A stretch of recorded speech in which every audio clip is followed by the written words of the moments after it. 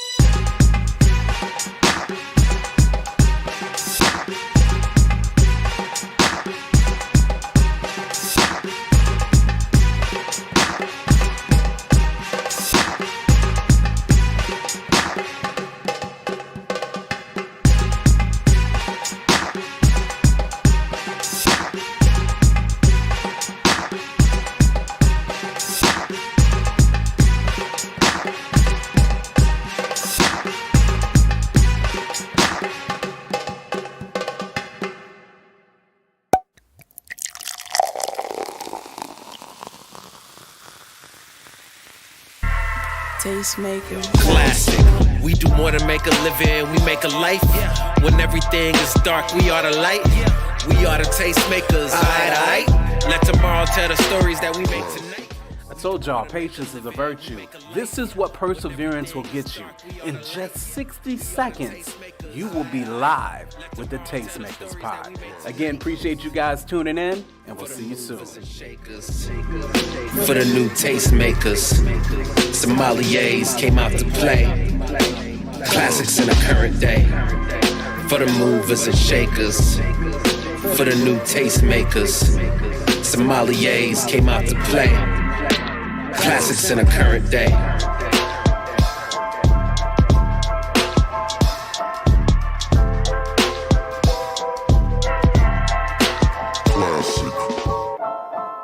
The beat breaker.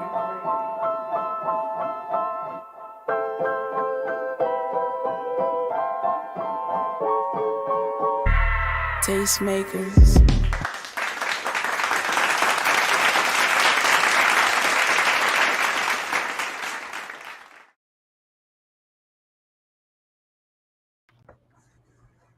What up? What up? What up?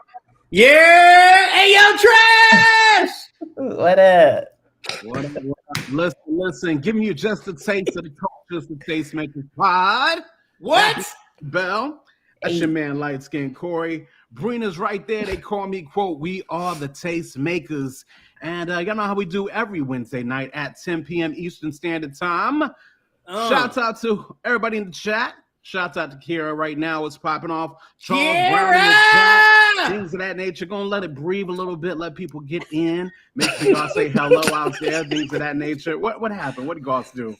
Kira said I'm not about to address Corey at all. Yeah. You know, it just, yeah. I didn't know, you know, we was calling him all kinds of names. I said, you know, I said he got that Eddie Murphy raw looking, you know what I mean? Like, and then Trisha said he looked like a listen, You know, yeah. this is a special occasion.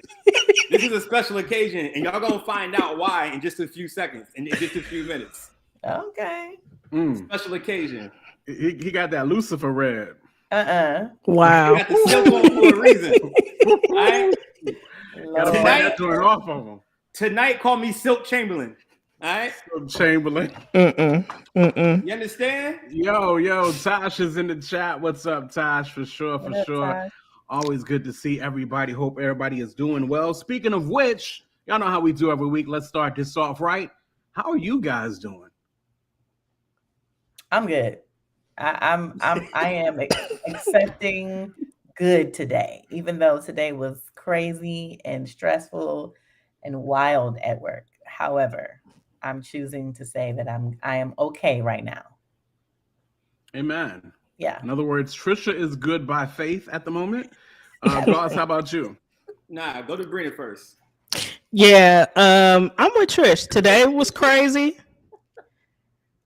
But yeah, I'm claiming this is a good day. So yeah, same. It's gonna be a good day. My day, as Canton Jones would say. Goss, how's your day going? Anyways, so y'all know these last few weeks have been, you know, some kind of the illest weeks of my life so far. And I'm not saying stuff got better, because it hasn't. It's still terrible. But some days you just gotta choose joy. You understand what I'm saying? I'm preaching to somebody. All right. Some days you just gotta choose happiness. Come on. Some days you just gotta wake up and say, you know what? I'm wearing silk shirts today. You know what I'm saying? And some days you just gotta wake up and realize the goodness of God is all around you. You understand what I'm saying? Indeed. Because somebody would love to be in my position, right? As bad as my life is right now, there's somebody that wishes. Bad as my life is? Yeah. Right, exactly. There's somebody that wishes that they could have my problems. You understand what I'm saying? Well, Jasper in the chat. Yo, London I watched chat. I watched this movie or this miniseries called Keep Breathing. Oh my goodness. On Netflix. Listen, that joint changed my whole perspective about being sad and upset. All right? It was crazy. So that was the first thing that I think was really, you know what I'm saying, changed my perspective up a little bit. And then your boy woke up the other day. You know what I'm saying? And he woke up to some news. You know what I'm saying? I was getting notified all on Twitter and woke up to mad notifications on Instagram and on Facebook. You know what I'm saying? I know you're talking about. Your boy was the Jet Beauty of the Week. You know what I mean? Yeah. Go ahead and run that, Bree. Go ahead and run that. He said he was the Jet Beauty of the Week. Listen. Look at that. Let's read the lyrics real quick. Oh my God. Turn the audio down just a little bit. It's my background music. I'm going to read it, all right? The way that I read it when I first heard it. Good morning, kings and queens of Queens Royalty LLC. This week's Queen's Choice is Mr. Corey Goss. Mr. Goss reigns from Virginia Beach, Virginia, and is an alumni of the Virginia State University and Calvary Christian. He is a community builder and the millennial pioneer in the faith community that loves God, loves to bring people together from different walks of life. He is an ordained pastor, amen, in wedding officiant, I do, and takes pride in adding a touch of class and swag to the wedding experience. His debut music has just released his album Miami under his rap alias name C Goss. He is also the mastermind behind Virginia's largest Christian rap concert, Domination, and the founder of one of the masterminds and the clothing line Fake Famous. Right. We see you, King. We see you, King. Keep building and breaking barriers of God's kingdom. Together, we all win in faith, peace, and love. God bless. Everybody give a round of applause for your man, C. Goss. Yeah. Thank you. So the Queens chose your boy. So I just had to shout that out real quick. So I'm having a great week, just by the way. That's my week. Okay. Yeah. See, what he doesn't understand is that whole segment is going to be muted out because he chose to have copyrighted music in the back of it. So I don't understand why. What? Come on, copyright. Who cares? What? Really? I'm going to get a copyright strike. And they're going to say, what do you want to do about this strike here? Say, well, you know what? Let's just mute it so that I don't get so Tastemakers doesn't get the copyright strike. Yeah. We don't care about no copyrights. Kind of how that's going to go. Yeah. Probably. Alexis Michelle is in the chat. No doubt. Jamal Rucker, a.k.a. J.R. Psalms, is in the chat. Listen, y'all. We ain't going to do what we did to y'all last year, though. I enjoyed it. I don't see no coffee. I don't see no monsters in the hands of my co-host. So I don't think we're going to do a 3-hour show again. You know what I mean? I don't think it's going to happen. Mm-mm. I got my bang on Chris deck. rebukes it in Jesus' name. But let's go ahead and get to these topics, y'all. Quote, how was your week? Yeah, how was your week? Now, y'all know y'all really don't care about my week. You're right, we don't. But Yeah, you want to know we do. Okay, so let's keep it going. I'm just playing. No, my week was good. It's always good because that's how my life is. My life is always good. Well, praise God. Let's keep it moving. So, we had a bit of a Breakfast Club shakeup that we got to talk about. We got to talk about this first date with marriage on the menu thing that's going around Twitter. We got to ask ourselves, why does it seem that Christians embrace Ye a little bit more than they embrace Mase? What's up with that? The question really out there is, are hoes really winning out there? Like, are good girls losing? We'll talk about that. Wow. And, of course, we'll talk about the Stellar Awards and your man, Earnestpugh. And, Ernest. what he had to say about the Stellars. Before we get to all that, it's the meme of the week. Let's do it, Bree. London said, "How's you been winning?" Yeah, London said straight up, hoes been winning. Listen, who is this? This is Corey. Are you? When I meet another Christian who loves Jesus but is also petty, inappropriate, and thinks most Christian movies are lame, that's my man right there. You're just like me. Your Spidey senses go off. What song is that? So here's the thing, though. This meme was done wrong. They should have had the Spider-Man pointing at Spider-Man. Oh, the joint? Yeah. That would fit that a little bit better. That's true. But yeah, that's true. What we got next?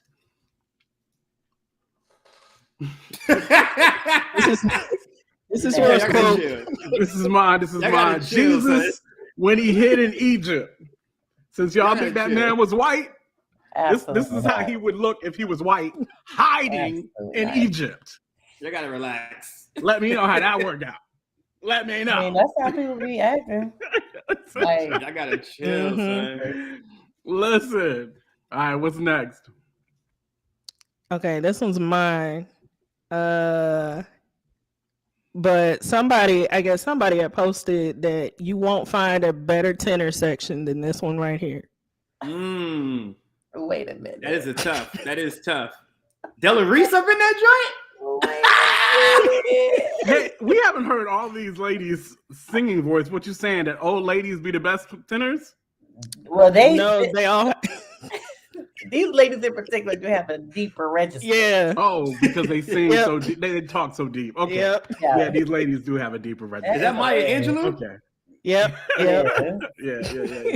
Who's Did that y'all know white that lady? Maya Angelou was a stripper back in the day, or a lady of the night? Yo, Not a stop, stripper, but a Cole. lady of the night. Stop. Yo, it's in her Cole, wiki relax. page. It's in her wiki page. Yeah, my She bad. admitted- I didn't have a. She- Yo, you gotta Trisha chill, did not Cole. have a meme of the week. Listen, I didn't stop work until 9:45. What do you want from me? I was about What to. do you want from her, quote? I was about to pull up a meme of the week for you. Trish, what you got to Well, do we ain't is got during time the for all week, that. send Bree like 10 of them.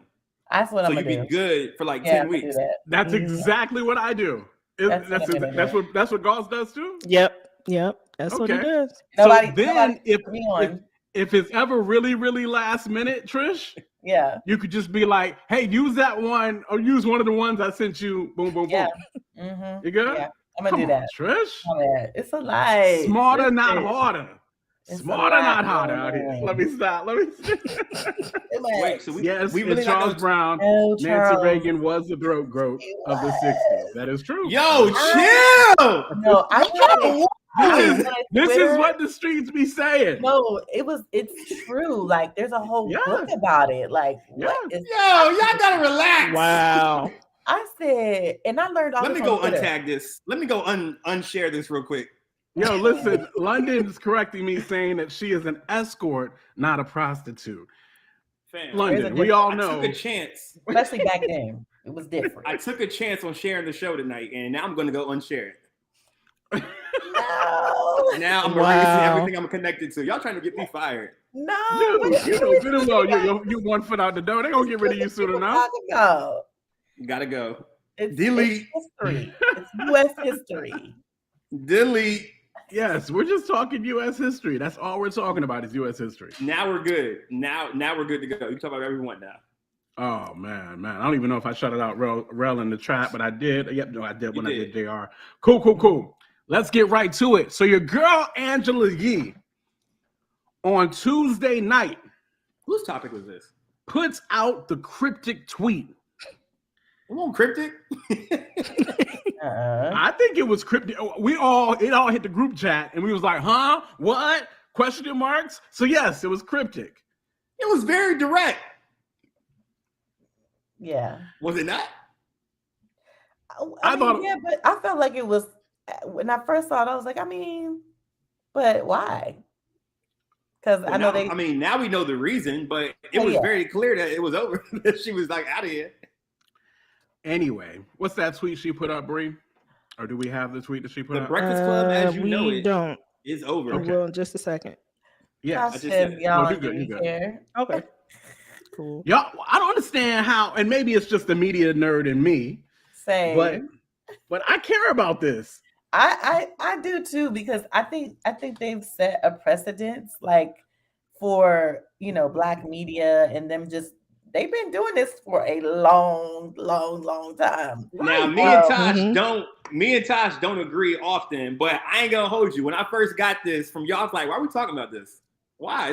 We're talking about it because Breakfast Club is the staple of morning radio shows. Like there's a lot of people doing what we do right now because of the Breakfast Club. That's why we're talking about this. That's true. That is true. Not that we necessarily oh my gosh, but I mean, I think Angela's been doing her own thing for a minute. So I'm not. It wasn't surprising to me. And yeah, somebody said it. She's not the most entertaining. She's kind of boring to me. She isn't the most entertaining because she typically just. So the way she reads stuff, it's very monotone. But yeah, I mean, but she doing her own thing, so kudos to her. So Brina, don't even worry about any media on the Breakfast Club because obviously, don't nobody got no respect for the Hall of Fame, Rock and Roll Hall of Fame inductees. Oh, I didn't know Breakfast that. Club. It's not that we don't got respect. It's just there's nothing to expound about it. She's quit. She got a new job. That's what's up. It's no diss, but it's just not something that I feel like a podcast would talk about. That's just me and Tasha, though. That's just me and Tasha. It's just me and Tasha. Well, I care. Wow. Unfortunately, when groups start switching up, sometimes it do be kind of like signaling the beginning of the end. Yeah. For sure. So I'm a little worried about that. I'm concerned about that myself. Nah, Joe Budden got back quick. He switched up his homies, got some new homies, and still killing it. He did, and he got a lot of criticism. Matt Hoffa got a whole new crew, and he's killing it. He's top 5 media. Who else? A black podcast. So Button's numbers, you're trying to tell me Button's numbers didn't drop at all? At first they did, but now they're right back up there. I don't be hearing Buttons as much as I used to hear him before he was with the old crew. And I can hear him all the time. And then he's after they split, I don't. That's what I'm saying. I don't hear from him no more after they split as much. I do. So I wonder if the numbers is the same. I'm just saying. I wonder. They first, because he talked about it. You know, Joe Budden don't care. He talk about anything. So he was like, "Yo, our numbers took a drop when everything happened, and then like 3 or 4 months later, they right back up there." Yeah, I mean, I wonder. I'm not surprised by that. I'm not surprised because he's had some very controversial like topics and stuff still. So it doesn't. He had a really good interview with PJ Morton up there. Really good. Oh, did he? Yeah, PJ Morton. Oh yeah, super fire. Yeah. Yeah, Joe has everybody on the show. Well, yeah. I'm just letting you know. Well, that Nikki interview was definitely. Yeah. Joe Locke's saying peace, y'all.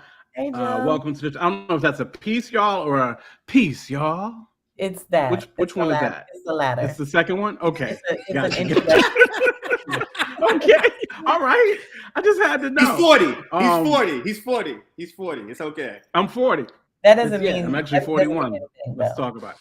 Because I'm almost respectfully, Trish. Respectfully. Oh, Amanda Seales would be amazing. Amanda Seales. She would. First of all, Amanda would kill it. And no. I would love for Amanda to be there, but y'all know everything Amanda gets on that's group oriented does not last. Okay. But this will work. Come on. But this will work because her and Charlamagne are already, tight. Yes, Charlamagne is her dude. Don't get me. I'm with you, and it makes sense in my head. Actually, no, it doesn't. Listen, whether we like it or not, there was a chemistry of Charlamagne, Yee, and Envy. There's a chemistry there, whether we not like it or not. Well, let me not say chemistry. Let me not use the word chemistry.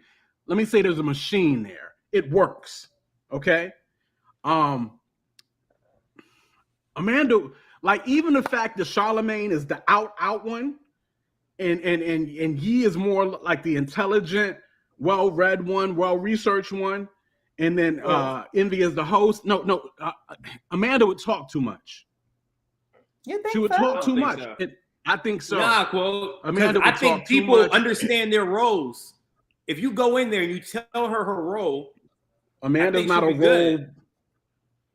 Who's Amanda ain't a role.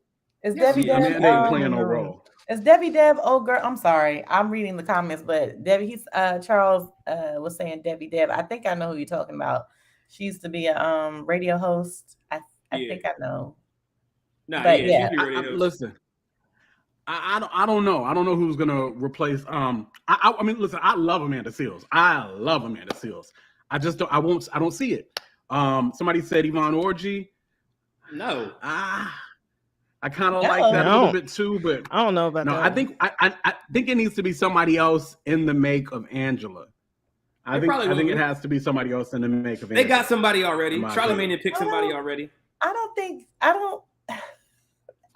do agree with what most people are saying that she does kind of like get lost in conversations. Like I'm not always like, I want to hear what she has to say about a thing. You know what I mean? Like have you ever wanted to hear what Envy had to say about anything? Not really, but because it's not their role. Bro. He does have more personality than an Angelayee. But Angela shines in other settings though. I've seen her talking her own stuff. So this is my question. Because I don't really be watching Angela like that unless she on other stuff. I've seen her on a couple other things with other people, and I've actually enjoyed the experience. Y'all got to remember, Angela has run her own show for years. Indeed, yeah. Okay, before she got put on to Breakfast Club, and then even now she runs the other joint by herself. And Yeah. yes, so she's been doing stuff by herself. She chooses in the Breakfast Club setting to take a seat and be the more researched, well-rounded, smart, quick one. Yeah. And I think that works. That's not even her role there, though. I don't know if her role, like, I think, and quote, you should know this because you've been in radio for 20 years, as you always tell us. So, like, and I'm not sure if you've been on a show that has 2 or 3 people on it, but rather than by myself. Right. But these shows, each person has a character. Each person has a role they play. DJ Envy's the host. He knows all the rappers. He's the host of the show. He was there before all of them were there. So his role is to keep the show going, to host it. Angela is the gossip, the rumors, the Yee report, whatever all that is. She want to ask the sexual questions when the guests come on. So that's her role. Like, that's why you don't hear from her as much when it comes to stuff like you don't automatically think, I want to hear what Angela got to think, because they've programmed us to realize that's not her role. We always want to hear what Charlamagne got to think, because that's his role. He's going to say something crazy. He's going to be the donkey of the day. We want to hear what, and plus, he's good at that stuff because he's educated on a lot of topics that a lot of Black people sometimes aren't educated on. So we're not saying that Envy can't do that or Yee can't do that. But for the last 12 years, we just known Yee as her role. You know what I'm saying? So she's played her role well if we're saying, I don't want to hear from you. You're right, we don't. But she probably has a lot to say about stuff, but that's just not her role. Oh, she definitely does. Yeah. I agree. Everything I don't feel like I said anything different than what you just said, Goss. So I agree with you. You did. What did I say that was different? You said that you didn't think about, man, I wonder what you got to think about this. Or like, I want to hear from you some more. Because y'all were saying that, but you agreed with her. I'm saying I don't think that. I was saying I don't be thinking, oh, I want to hear what she got to say. Right. And you don't, because you've been programmed not to think that for the last 12 years. But you've been programmed to hear, I want to hear what Charlamagne going to say something crazy about this. So I'm saying, we're not going to miss her. Well, some people will. But we're not necessarily going to miss her in that way, because that was never her role in the first place. Like, she played her role well, and now she probably want to step out, just like she said. I've always wanted my own show, and now I get to have my own show, and now she's probably going to be way more opinionated, have way more things to say, because now she's free to do whatever she wants. Right. She can do it. Yeah. I think she also checked out a while back because I think that she was supposed to be going like off the show. Or she asked for a raise and they didn't give her a raise and she was going to bounce. And then something happened. I can't remember. I saw an interview with her, and then at some point they ended up giving her a bigger raise by default because something happened.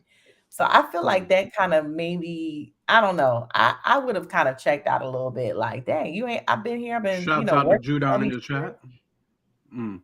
I've been working all these years. Y'all don't want to give me no rate, like. Well, here's the thing, though. But she's still working for the same people, though, Trish. Oh, I know.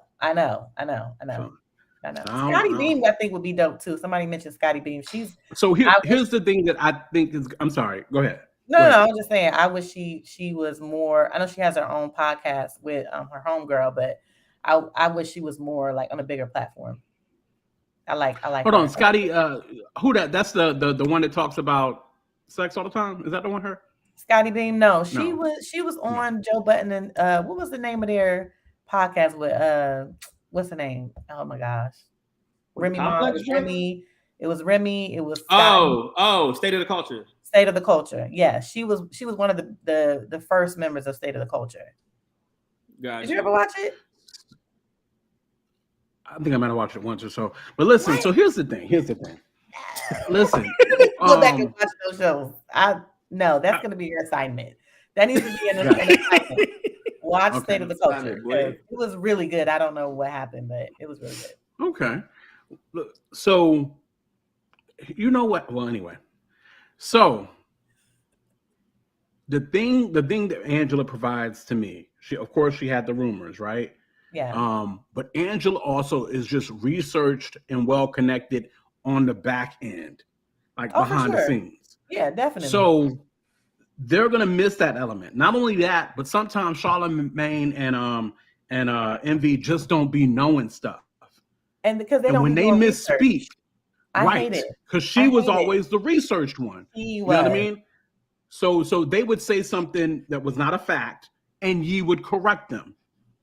I'm just thinking about all the miscommunicating with information. Yeah. Like No, they need they need another ye, in my opinion, to make this work. I'm worried that somebody that's a look like that. That's why I think that Amanda or something would be. I don't know that it would just fit. You know what I mean? I don't know that it would fit. I don't know. I know one I'm thing. actually Personality. I know all those mid-market radio DJs that are females are submitting all kind of resumes. Oh, they right submit now. all kinds of applications right now. As they should. They should. Everybody trying to get on. As they should. Man, that's like when Jesus lost that disciple and like they was picking a new disciple. What? Do you know how popping you had to be to get in the new 12? Could you imagine? No, for real. Like, for real. Like, could you imagine, bro?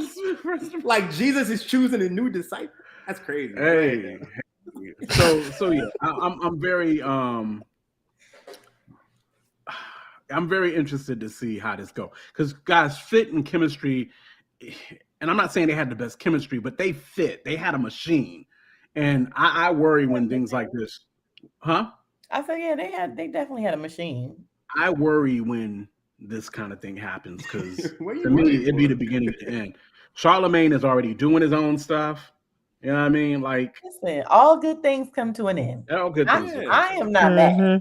I'm not mad. I'm not mad. Yeah. No. I'm not mad. Worried. Shouts out to ye. I'm worried though. I am worried. Are you worried? I'm worried. They've been killing it for 12 years. I feel like we need something new, something fresh. Like, they've been doing it for a long time. Like, let's. And a lot of podcasts are starting to replace like what they've been doing for years anyway. So it's not like they're the most exclusive place to see celebrity interviews anymore. So no, that's a fact. That's definitely true. Things are changing. Bree, your mic, you know, radio like a radio show that lasts for 12 years. That's a good run. Like that's nothing to sneeze at. It is. But how long has Steve Harvey been doing his show now? Or let's talk about Tom Joyner. You know, these cats have been doing radio for years on years on years. Radio is just kind of how that works. That's true. So anyway, that's what it is. I guess it remains to see what's going on. What's going on in the chat? What are they doing? First of all, Charles, stop. What did he say? Talking about Trisha said that too quick. She plotting her exit. Anyway. Trisha submitted the application this morning. Lies upon lies. I did it last night. Comparing the first apostles to the Breakfast Club while wearing a Miami Vice starter kit. Satan is big. Oh Lord. Oh, I got you, Tasha. Don't worry, gosh. Don't worry. I got you, Tasha. Oh my gosh. I'll let you talk crazy right now, but it's cool. She knows. Lying. Anyway, that was There's brilliant. So many subtle joints that go on this show, like the behind the scenes, whatever. Anyway, all right. Shouts out to Jared Sanders in the chat. F Jared. He ain't called me back. Oh my gosh. You and all this hate. I need you to calm all of that down. Listen. Too much. Definitely Jared saying I'm cool without Yee. Like I said, I think Yee is gonna be missed more than cats think. I really do. Not, bro. No, I think there's just certain she plays a role, and I don't know who's going to play that role. Helping them out for sure, like coming, filling in the gaps when they mess up for sure. That's gonna be. I mean, I think it's funny when they mess up though. It is, but we can't be having a bunch of misinformation. There's enough misinformation in the world. You know what I mean? Shouts out to my man Kenny in the chat. So bloody shirt. Tasha's talking about, quote, literally only you are feeling her absence. You're the only she one that ain't going yet. So I ain't feeling it yet. I'm just saying. We shall see. Gonna feel it. Listen, y'all make sure to like and subscribe. Tell a neighbor, tell a friend what it is we do right here every Wednesday night, 10 p.m. on the Tastemakers pod. So y'all definitely help us to get the word out there. Hit the like button. It's the least that you could do. It gets other people out here who are fresh, Black, Christian, and most definitely grown to come and tune in. So again, that's your reasonable service to hit that like button. Let's go on to the next topic, which is this whole first date, Popeyes, marriage. Trisha, what's going on here?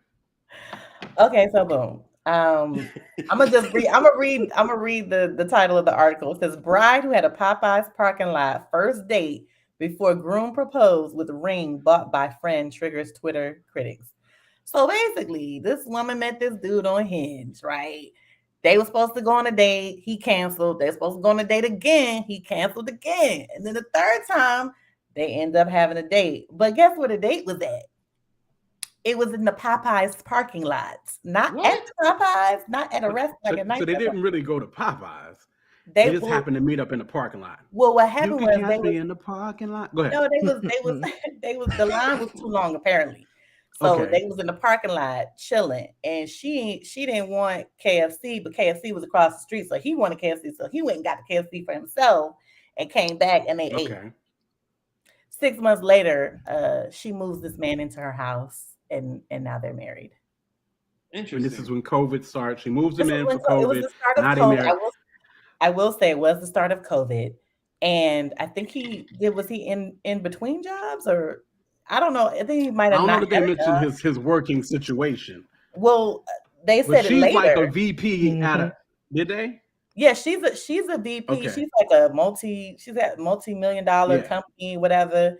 And a multi-million-dollar company, yeah. Yes, and we all multi-million-dollar companies. This is the funny part too, though. His friend. That's a good point, Goss. What do you say? She's a VP, right? She's a VP for a multi-million-dollar company. You making money? I said we all work for multi-million-dollar companies. We all work in multi-million-dollar companies. Yeah, that's true. That's a true statement. That's a very true statement. But she's a VP. That's different. VP of what? Either way, that matters. Him into her house. Matter, his friend is the one that bought the ring. He ain't buy the ring. His friend bought the ring. His coworker was it his coworker or his friend? Just his friend. His friend. It was his friend. Okay. Why is Twitter upset? Because they looking at her like, sis, you marrying a bum. Now, at face value, right? When you just read the article, we don't know all of the ins and outs of the things, right? What we're seeing, what the person who wrote this article says and points out is all of the bad parts of the situation, or that sound crazy. I was looking through the Twitter thread though, and I be in the thread. He might have done just that, Kira. He might have done that. He might have, you know what I mean? Everybody got their strengths, everybody got their weaknesses, you know what I mean? If he came strong, he came strong.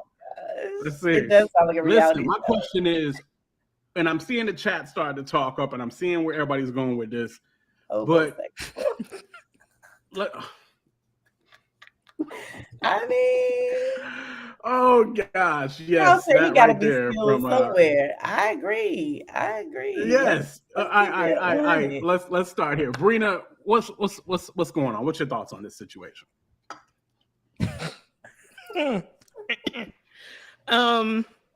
Yeah, this is one of those.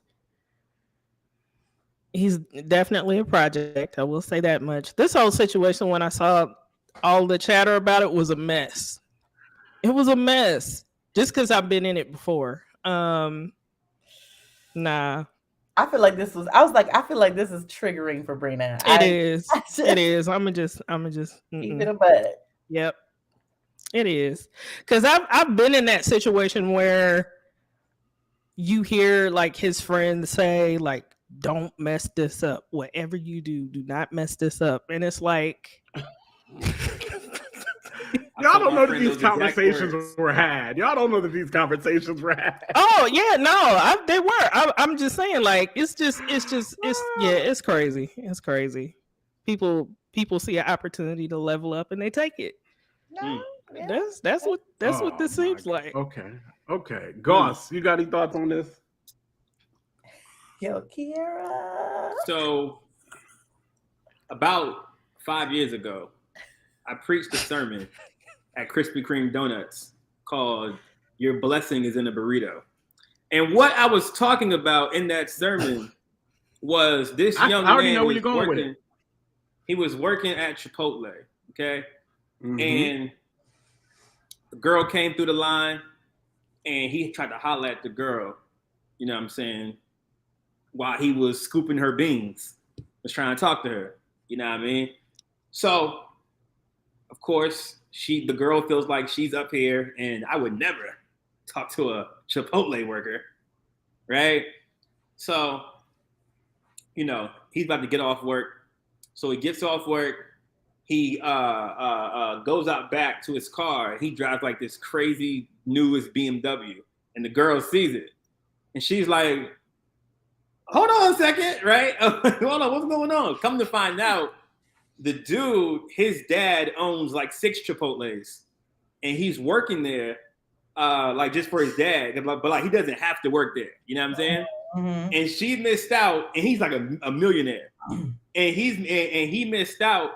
I'm sorry, she missed out because she didn't want to talk to my brother because he was scooping beans in a Chipotle t-shirt. You know what I'm saying? So she missed out on that whole blessing because she was judging him by his job that he really didn't even need. So like, I work at Chick-fil-A like one day a month, right? Do I need this job? No, I don't need it, but it's something to do. You know what I mean? But I can imagine the same thing happening to me if I'm delivering your Chick-fil-A and you think, oh, he's just a Chick-fil-A worker. He ain't. But lo and behold, I'm the whole king of Richmond. You know what I'm saying? So like, they gonna miss out. The prince. The prince. I'm sorry, the prince. I'm lo and behold. And now the queens have confirmed. Come on, quote, you preaching. So what I'm saying is, this brother probably has a lot more going for himself than we know about, than what the eye has to see. And you know, and she wants to give that man a chance. And in 2022, when it's difficult to find good guys, you know what I'm saying? Because they either locked up, they either gay, or they, you know, got their other issues under going controlled on. Substance. Yeah. Give my man a chance. All right? Give my man, you know what I'm saying? Listen, Popeyes is good. It's better than KFC. That's what I'm saying. So like, yo, I salute my brother if he bagged him a joint, a VP of whatever company, multi-million-dollar company, you know what I'm saying? Because she was wise enough and smart enough to look past what it looked like. Come on, somebody, I'm preaching. Because what it looked like is not always what it is. That's a fact. No, that's a true fact. That is a fact. So we don't know. We just know 140 characters of what Twitter is telling us. Indeed. But if she's happy, why knock that sister's happiness? Because you know who's going to knock these sisters' happiness? Those girls who don't got nobody, and those girls who want somebody, and those girls who are hating low-key because they still are out here in these streets. But it's not even just the girls. I'm looking in the chat. Even the fellas is going in on my guy. Everybody is going in on him.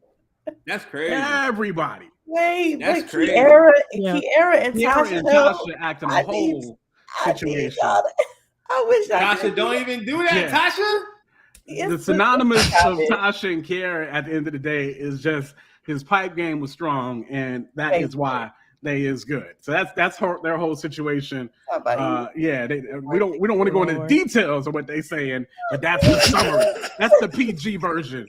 If there's a PG version to be had, that would be that. No, Kiara and Tasha. Listen, y'all. Listen. And we had this conversation, y'all, a few months ago about Taco Bell, didn't we? We had this Taco Bell conversation a few months ago. I don't remember that. I remember. It was a shade room joint where old girl and the dude had met at Taco Bell working together. They got married. She went on to get her education and to level up, and he's still at Taco Bell. Yeah. Remember that? We had that conversation there. So listen, I mean, guys, I know it's not ideal, right? It might not have been an ideal situation, but I don't know, guys. It's really, every situation ain't for everybody. Facts. And don't knock somebody else for getting it how they live it. You know what I mean? My pastor said it like this. He said, look, if he had it all together at that time, if he looked the part at that time, you probably wouldn't have had a chance to get him. So therefore, God looked out. You know, he dressed a little quirky. He looked like a square, as y'all would say, or whatever the case may be. He dressed a little way. You come along, you upgrade that kind of thing, and we keep it moving. You just never know what a dude could be missing, you know, for you to come along. And I know they're gonna say, hey, this is problematic teaching. It's toxic because everything is toxic in 2022. But listen, man, relationships is relationships. Ain't none of them easy. Let's be very, very clear. They all take a great deal of work. Yes. So listen, man. Hey, if they happy, they happy. Apparently they are. Watch what it got to be so daggone toxic about the way it came together. And then I just don't understand it. You know what I mean? So everybody, like I said, everybody want all this. They want it to look all like this and be all like this and want him to come correct and everything to be what it is. And cats be by themselves. You know what I mean? And maybe that's worth it to y'all. You know what I mean? It is what it is. I'm just saying, and this is men, women, this is the whole nine. I ain't even talking to just the single ladies out here. I'm talking to dudes, everybody. Statistically, guys, most partners are not making $100K. Both partners ain't doing it statistically for the most part. Yeah. So where do we get this mindset that everybody needs to have this excellent job in management or ownership or VP or this or that? And that makes, if she is already the VP of a multi-million-dollar company, why do both partners need to be that? Because they passed the total. They passed the total. I don't think they do, and I think it's because, you know, there's been a very like huge contingent of women who have like been killing, you know, in jobs, entrepreneurship, all of that. So, you know, I don't think it's wrong to have a standard, but I think, you know, you got to be realistic, and I think that it's nothing wrong if your mate or whoever you meet doesn't make as much as you. It's like, well, what are you willing to, you know, what are you willing to accept or not accept? That's on you. I do feel like, you know, if she's happy, and I feel like there's a lot of information that we don't know that's not in the article, right? Because that's what her friend was saying. Her friend was like, no, y'all don't know the whole story. Y'all just taking, you know, pieces of what they, you know, put in there.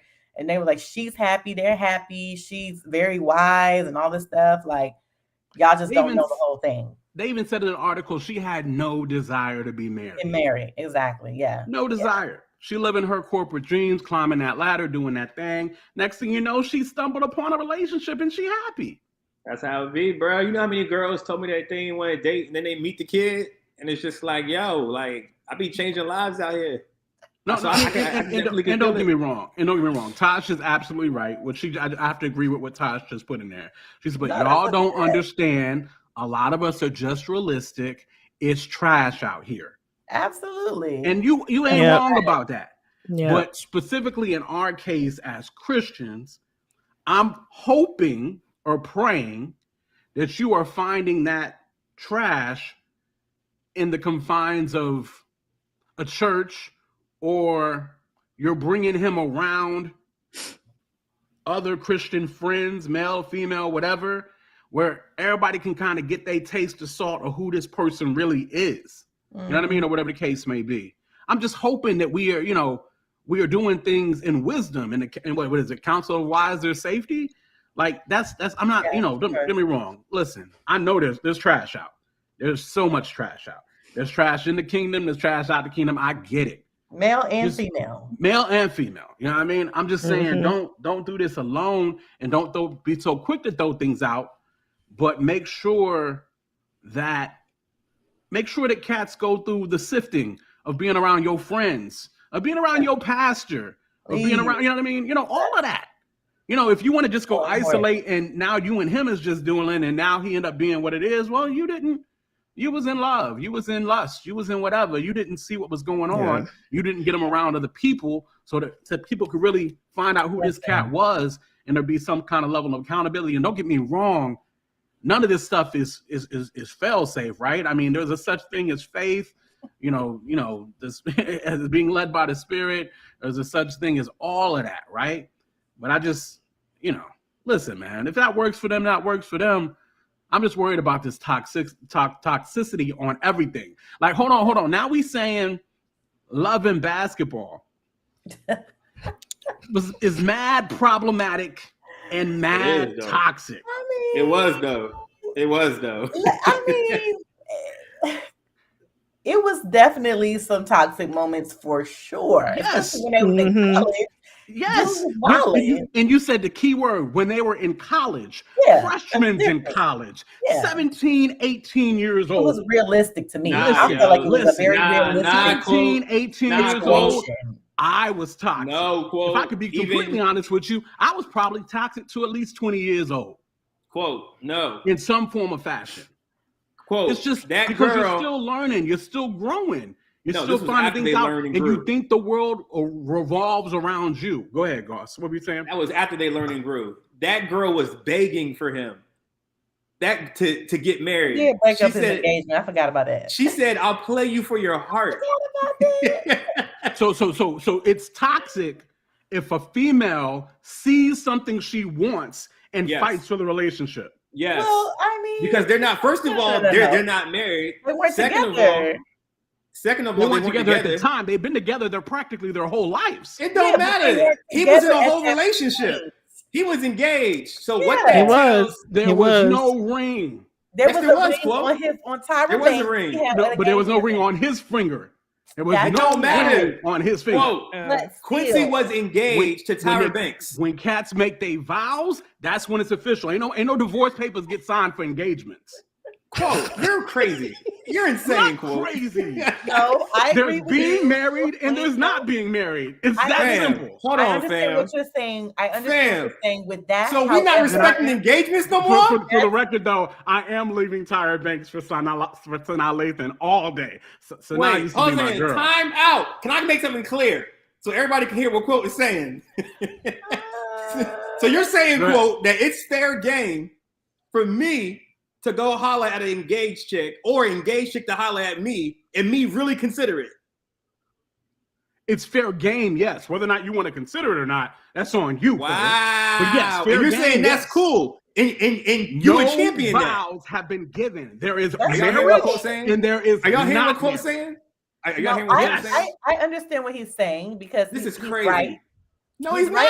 He's right he is right in the sense that he's not married yet. But oh my God. However, as somebody who's been engaged a couple times, I'm gonna let you know, engagements go out the window. And my husband was engaged before me, and that ain't work. So what I'm saying is, like, y'all are wild. I think the reason I'm not saying it's okay for her to break up an engagement. Nah. Oh I think that he would have never even played the game had he not been, or even considered it had he not really wanted to be with her. Like, I think he knew what was happening. He knew what was happening, and he really you came from a good household, Quote. You were raised right. I was raised right.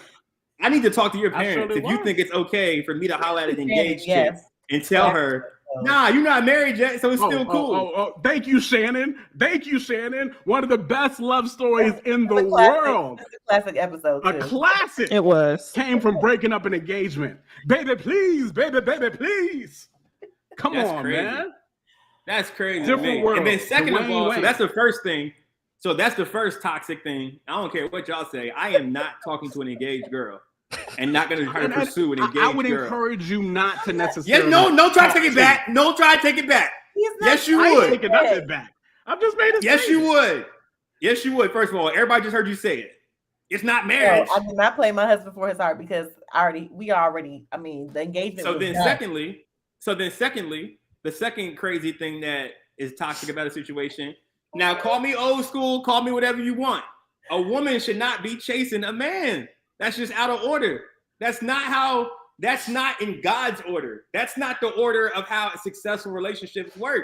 Because the person that comes in a relationship with the most influence, that's where that relationship is going to go. So now that you have chased me, I have less respect for you.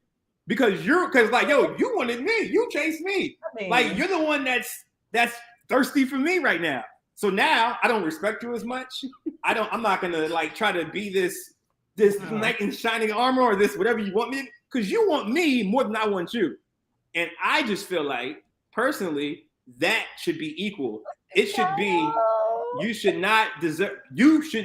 be with somebody that you don't deserve equally, right? So that's the second thing that was talked about that situation. I can't think of the third Kyle one. in the chat. Kyle, I blocked you on Instagram. Don't text me again. Yeah, and then I agree with you. I'm with you. And then, like, nothing about their situation was good at all. So that's crazy. I mean, like I said, it's a movie. I'm not saying real life. And Taj got my back. Thanks, they were kids. They were kids. And he really ain't want to be with Tyra like that. Let's keep it up. But he really wasn't trying to be with her. You could tell. Like, he was just doing it to be doing it. Which I think is another reason why she probably should not have even like pursued that. But anyway, I don't think he was ready for marriage. But that's a whole nother conversation. I'm learning some new stuff about y'all tonight. I'm learning some new stuff about no, man. I'm a true believer. There is marriage. Absolutely. And there is not marriage. I ride on that all day. All day. Because if you ain't, I done been engaged. If y'all both are not married, then y'all ain't each other's yet. So anything can happen. Anything can happen. I'm not saying you should do something. I'm not saying somebody should pursue somebody who's engaged. I'm not saying that it's okay. I'm just saying if he not married, he ain't married. Period. That's the same thing. Anything can happen. What are we talking about? You just said the same thing. Like, you just right there said two different things. You said, I'm not trying to say it's okay to talk to this person, they're engaged. Yeah. But then you said, I mean, but he's not married.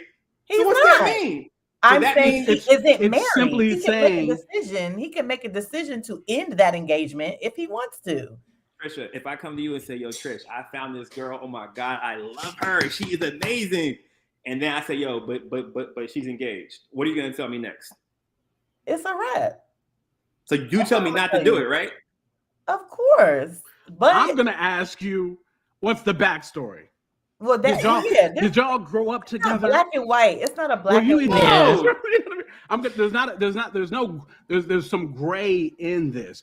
I think what Trisha is saying is very clear. It might not be ideal to go after a woman who is engaged.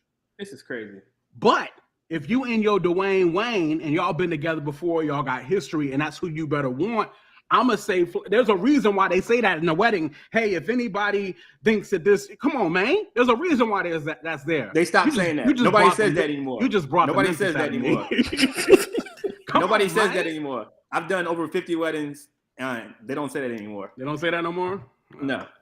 And I just want to go on record and say the thoughts and opinions of DJ Quote and Trisha Bell are not the thoughts and opinions of C. Goss and the Tastemakers podcast. I don't think anybody ever thought they were. Just want to put it out there for legal purposes, because somebody's going to watch this later on and say, Corey said, and no, Corey didn't say. Anyway. Listen, and as far as the black and white situation is very nuanced. Everything is nuanced. Like, that's what I'm saying. Like, if you're not married yet, you ain't married. Like, anything can happen. And which if you're doing relationships in a biblical manner, and that's a whole nother conversation. I think like when you get engaged, it shouldn't be. I don't even want to go down this like rabbit hole, because it's a lot that could be said. So I'm gonna just end it right there. But Corey, you have your opinion. It's fine. I think I feel you to an extent with the women shouldn't chase, guys should chase. I definitely am a guys should chase believer, but I don't believe that that's a 100% situation. I don't think there's some gray in there. And what you're talking about is a little bit more of a young man's game. All right. Because a grown-tail man, even if chased a little bit, still could find appreciation and love, yada, yada, boom, boom, boom. Do you know how many slick talk guys are out here that will talk to a girl and have them thinking and second guessing while they're engaged, but the whole time dude just wants to smash, and then he smashes, And then the girl be like, and then he'll be like, he'll try to finesse his way out the situation. And she didn't broke up a whole engagement because she thinks that dudes really could be it. Like, all right, I'm not gonna hold you. Like, I know that I'm a whole prize out here, right? So, like, if I really wanted to be, if I really wanted to be on my grimy game, right? I could slick talk crazy to a girl who's engaged, right? And have a whole different agenda. You feel me? And the whole time, I'm like, I mean, I like her, but you know, I don't know. We'll see what happens, right? And but like, I could think that I want to talk to her, but then in real life, like, you know what? I don't want to talk to her. But she didn't mess around and put this whole engagement on pause. Y'all wild, son. Somebody dodged a bullet. I mean, y'all wild. Sometimes it be like that. Like, come on. That's crazy. We have counseled many couples. So things happen. Okay. Do you hear me? And it be the Lord. It be the Lord that's not an engagement. So I'm not saying we're not like amening people like breaking up engagements. Nah, but things can happen. That's all Ruth did not chase after Boaz, Shannon. Ruth just positioned herself. Okay, Shannon. Okay, Shannon was saying. Okay, No, she just positioned herself to be noticed. Lord. I don't think she made herself. I wouldn't say chase. She didn't chase, but she was. Let's go to the scriptures. Homeboys, she was determined. Let's go to the scriptures. Come on now. Nothing was in question. That's for sure. There was a lot of things. Nothing was in question. That's for sure. Nothing was in question. Inheritance at stake. Like Naomi was coaching her the entire time. She was. Come on. She was. She was telling her how to be found. She was. Oh, for sure. Yeah. Oh, that's cool. Yeah. Listen. I'm not mad at that. Kitty said positioned herself in his bed though. She was like at the feet of his bed. Like at the feet of his bed. I think it was something like that. She was at his feet. Yeah. Quality does not have to chase. Quality gets found. People know when they see quality. I think what you're saying ultimately is a good point and good stuff for people to have and hear. And I'm going to let you know relationships are sticky. Relationships are interesting. It don't always go the way that that you think it's going to go. Not by the least bit. Get over together. I could. Y'all gonna ruin that whole book. She bent over together. Oops. Listen. Anyway, check it out. Let's check out the chat real quick. Y'all tell me what's going on in the chat. We will keep it moving. Bunch of foolishness. Yeah, the chat is acting all kinds of foolish right about now. We don't got time to go to it, quote. We ain't got time to go to all of it. She was definitely the aggressor in the situation, Erica says. The teaching is that the way she approached B meant something. Shout out to Erica in the chat. Tosh said, I feel like he peeped her, but ain't take action. Until she put that green light up. Until she put on the green. Yeah. If you want it, you can have it. La la la. Okay, anyway. My husband said Ruth made the path of pursuit clear. Boaz definitely did the chasing and Naomi predicted it. Not Ruth had that thing tanging though. Talk, Stephen the Levite. Come on, brother. People was whole and pure out here. Listen. So, Rufus, make sure to like and subscribe. Do all the things. Y'all know what to do. Let people know what it is we do right here. Tell a neighbor, tell a friend. If you enjoy, let us know. What you about to say? And follow us on Instagram. And hey, how about it? We on Insta. We on Twitter. Low key, we on TikTok. Still kind of working on that, though. Okay. Still kind of working on it. And you can listen to the audio at work tomorrow morning if you missed it. Spotify. We on iTunes. Where we at? Apple. All the places. Everywhere you hit me right now. Google Podcast. Yep. So if you can't watch the video, catch the audio. It is what it is. This is Tastemakers Pod. Listen, Mase and Ye. Let's talk about that a little bit, Goss. What we got? All right. So I was in my bed the other day, and I rolled over to the cooler side of the pillow. And as I rolled over to the cooler side of the pillow, a thought popped in my head. A thought? The thought. I miss you lonely. A thought dropped the thought. Yo, I used to always say that. Wait. I used to always say that with Maya too on my other podcast. They used to always get me with that. Thought. Is it thought? How do you say it? Thought? It is thoughts. But sometimes it be like that. Sometimes a thought might actually pop up in your head. No. Lord. A thought. No? Did I say it right? A thought, not a thought. A thought. Yes. Okay. So a thought popped in my head.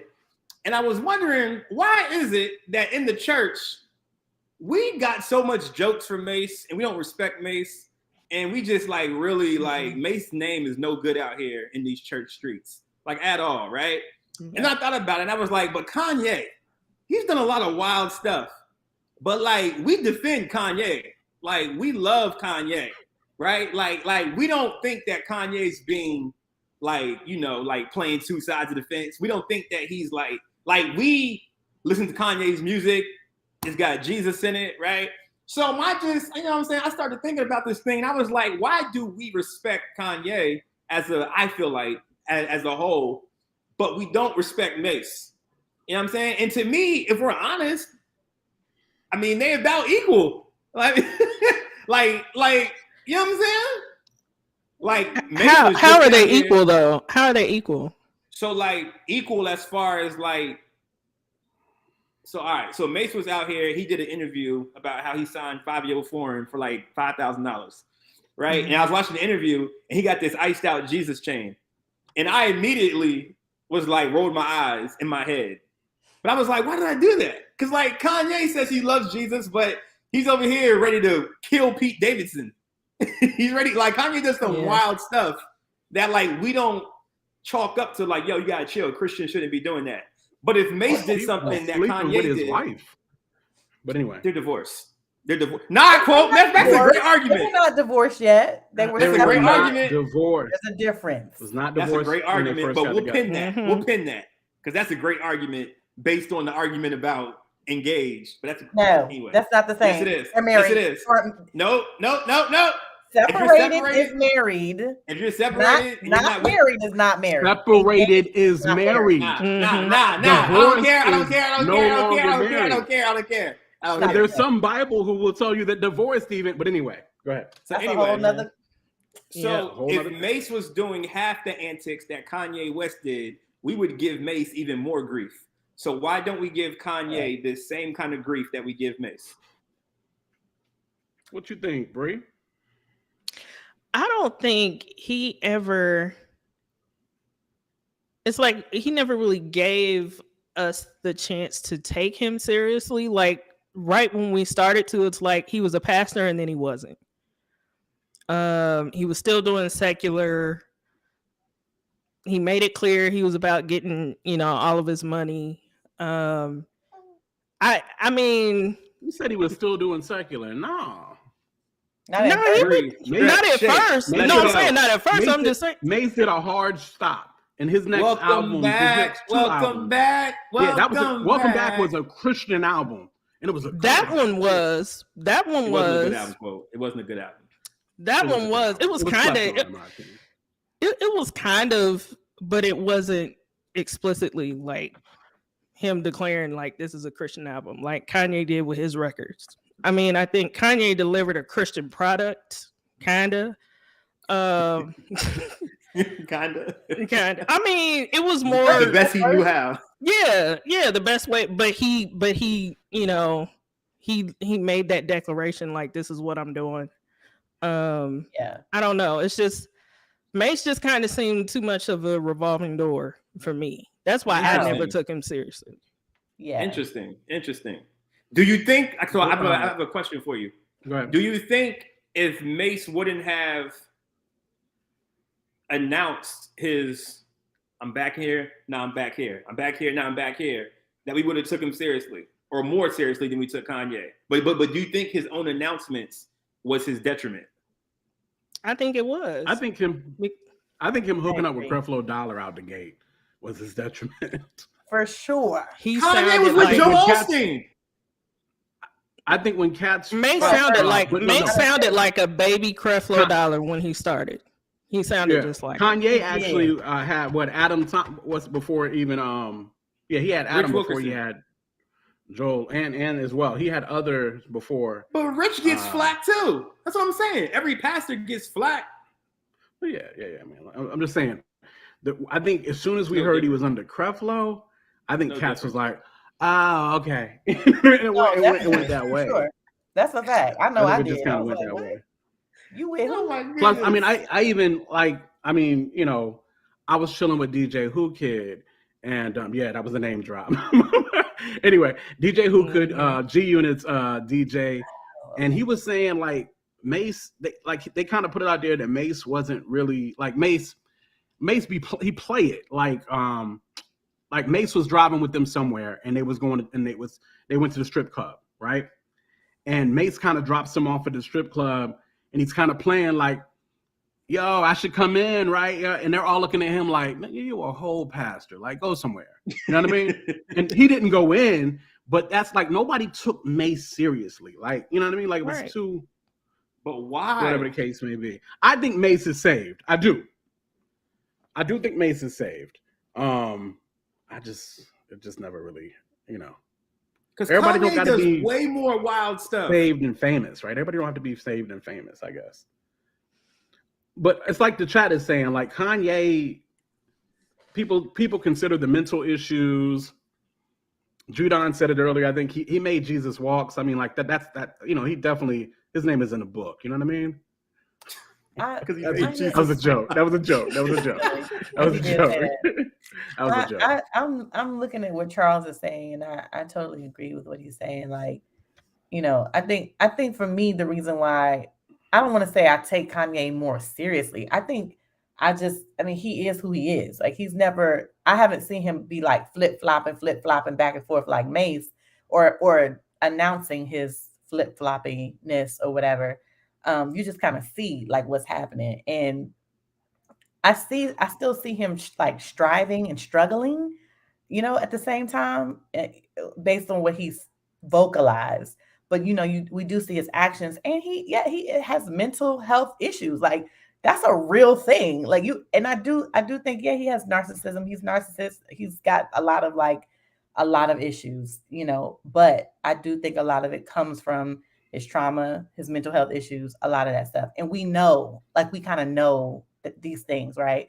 With Mase, it's like, well, what made you go back and forth? Like, why was you sounding like Creflo when you straight from Harlem? Like, that was like very fake to me. I was like, you're not even from the South, but why you sound like you from the South all of a sudden now that you're like preaching? It was weird. It was just very weird. And even now it's like, what he be on? Like I've heard him in a lot of the clubhouse rooms, and I'm like, what do you be on, bro? Like I don't know if he's saved. I don't know if Kanye is actually saved. I mean, he says he's, you know, based on what he's saying, you know, it's a little bit different for me, but I don't know. It's just interesting. They both really do need the Lord, and they need community, and they need, you know, discipleship for sure. But I don't know. I just be Kanye to me is a little bit. I believe him a little bit more than I do Mase for some reason. Most people do, and that's how I'm trying to figure out why. Yeah, I believe in both because it's my nature. You know, if you tell me you saved and you show a little bit of fruit, I'll give you that. That's my nature. But plus I'm just not out here saying who ain't saved and all that jazz. But anyway, I don't know. I really don't know. Yeah, Mase do be doing some funny stuff, it seemed like. But no, yeah, like you said, Ye do too. I think mental issues is what saves. What else did Charles say, or whatever that you're saying? You were saying you agree with Charles. Boom, boom, boom. What else did Charles say specifically? He was saying that. Hold on. He said nobody want to read my comments. I was reading them. I missed that. I saw that too. He said Kanye went on a multi-year journey exploring his faith, and unfortunately landed where he did due to the people around him enabling him. Right. I mean, if you hear people that were close to him talk, or even watching the documentary, John, like it said a lot for me. Like it just said a lot for me. And then he said there was something else he said earlier, but I can't find it. Yeah, I think it is different when these millionaires, in Kanye's trans billionaires, go on to get saved, and then discipleship gets a little funny and everything like that. I mean, I think they really have to, and I feel like Mase did this for a season. That's why I thought Mase would be the more solid cast. Thank you, Goss. I think Mase would be the more solid. I feel like Mase disappeared for a season. Like he really disappeared. He did. Yeah. And I feel like that's more. For a minute. If I think of somebody who got saved in the Bible with influence, before it had influence before they got saved, I think of Paul. And Paul had to disappear for a season. You know what I mean? Sure. And I felt like Mase really disappeared. So I don't know. It's a hard joint. You know, it is what it is. Anything else anybody got on that before you go on? No. Nope. Chats, anything important? Nah. Okay. So listen, we mentioned this earlier, and we'll keep it moving on to the next topic. I guess the question is kind of phrased like, are good girls just losing out here? Yes. Like, is the thoughts and the hoes, is they like they winning and the good girls is just losing? That's the topic. Yeah. I didn't come up with it, but that's the topic. And so the question is, what's popping there? Goss, talk to me a little bit. So this was my topic. I came up with it. You heard. I'm taking full responsibility because this is another question that I had as I was delivering Chick-fil-A to these people this evening or a couple of evenings ago. What? All right. So I have a lot of the Lord. Friends. You was delivering the Lord's chicken. That's right. I have a lot of female friends who are single, and they are good girls, like amazing women, right? And then I have some other friends who are not church girls, who are not the Lord's. Well, they're still the Lord's, but they don't, they're just not church girls, right? And we would call them women that are less virtuous, okay? That's what we would call them, right? So in conversations with these women on both sides, my less virtuous friends, they are like they getting engagement rings, like they getting wifed up, like they living life and they loving it. And they're like really like progressing in what they want to do in life while they're living their best life, quote unquote, if you will. And it seems that when I talk to my more virtuous female friends, right, who have followed the rules, who have, not just talked to anybody and have worn the right clothes, and have go to church every Sunday, right? And they've gone to the marriage conferences and not marriage conferences, but the relationship conferences, and they've done everything that these pastors have told them to do, and yet they are still single. Yet they are still looking for their Boaz, right? And they telling me they tired, and I'm not mad at them because I'd be tired too. Because I was thinking about it from a female's perspective, and it's really difficult. Like women have a lot of pressure on them just being women. Just you being a woman, there's a lot of pressure, right? So, I'm thinking about it, and like these girls they're just not getting what they were told that they would get if they did the things that they were supposed to be doing from what the church has told them. Meanwhile, the girls over here are getting everything and more, and they definitely didn't follow any rules that these good girls were following. So it just had me thinking, are the other girls winning out here? Like, you know what I'm saying? Are they really like what's going on with that? Rena, what you say?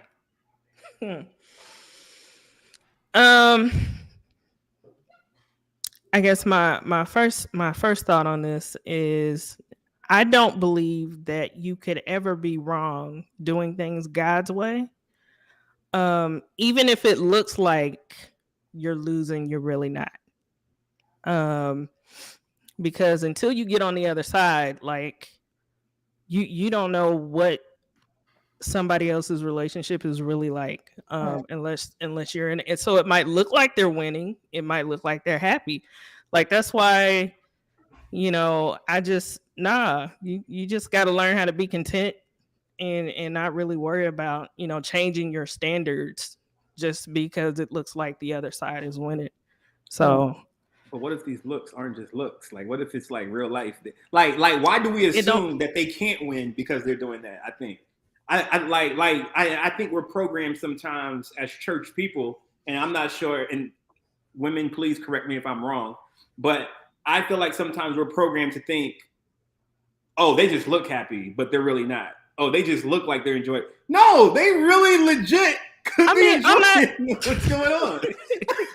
They might be, but I'm just saying, still even somebody else's happiness, that's still no reason for me to be like, you know what? I can't do this whole, do things the Christian route anymore. I need to change some stuff. Like, it's not worth doing that, because you might do that and then you might not be happy. So yeah. Interesting. So I guess my thought process is, what is the thoughts really getting? I mean, they getting flued out, they getting banged out, and they getting sent home.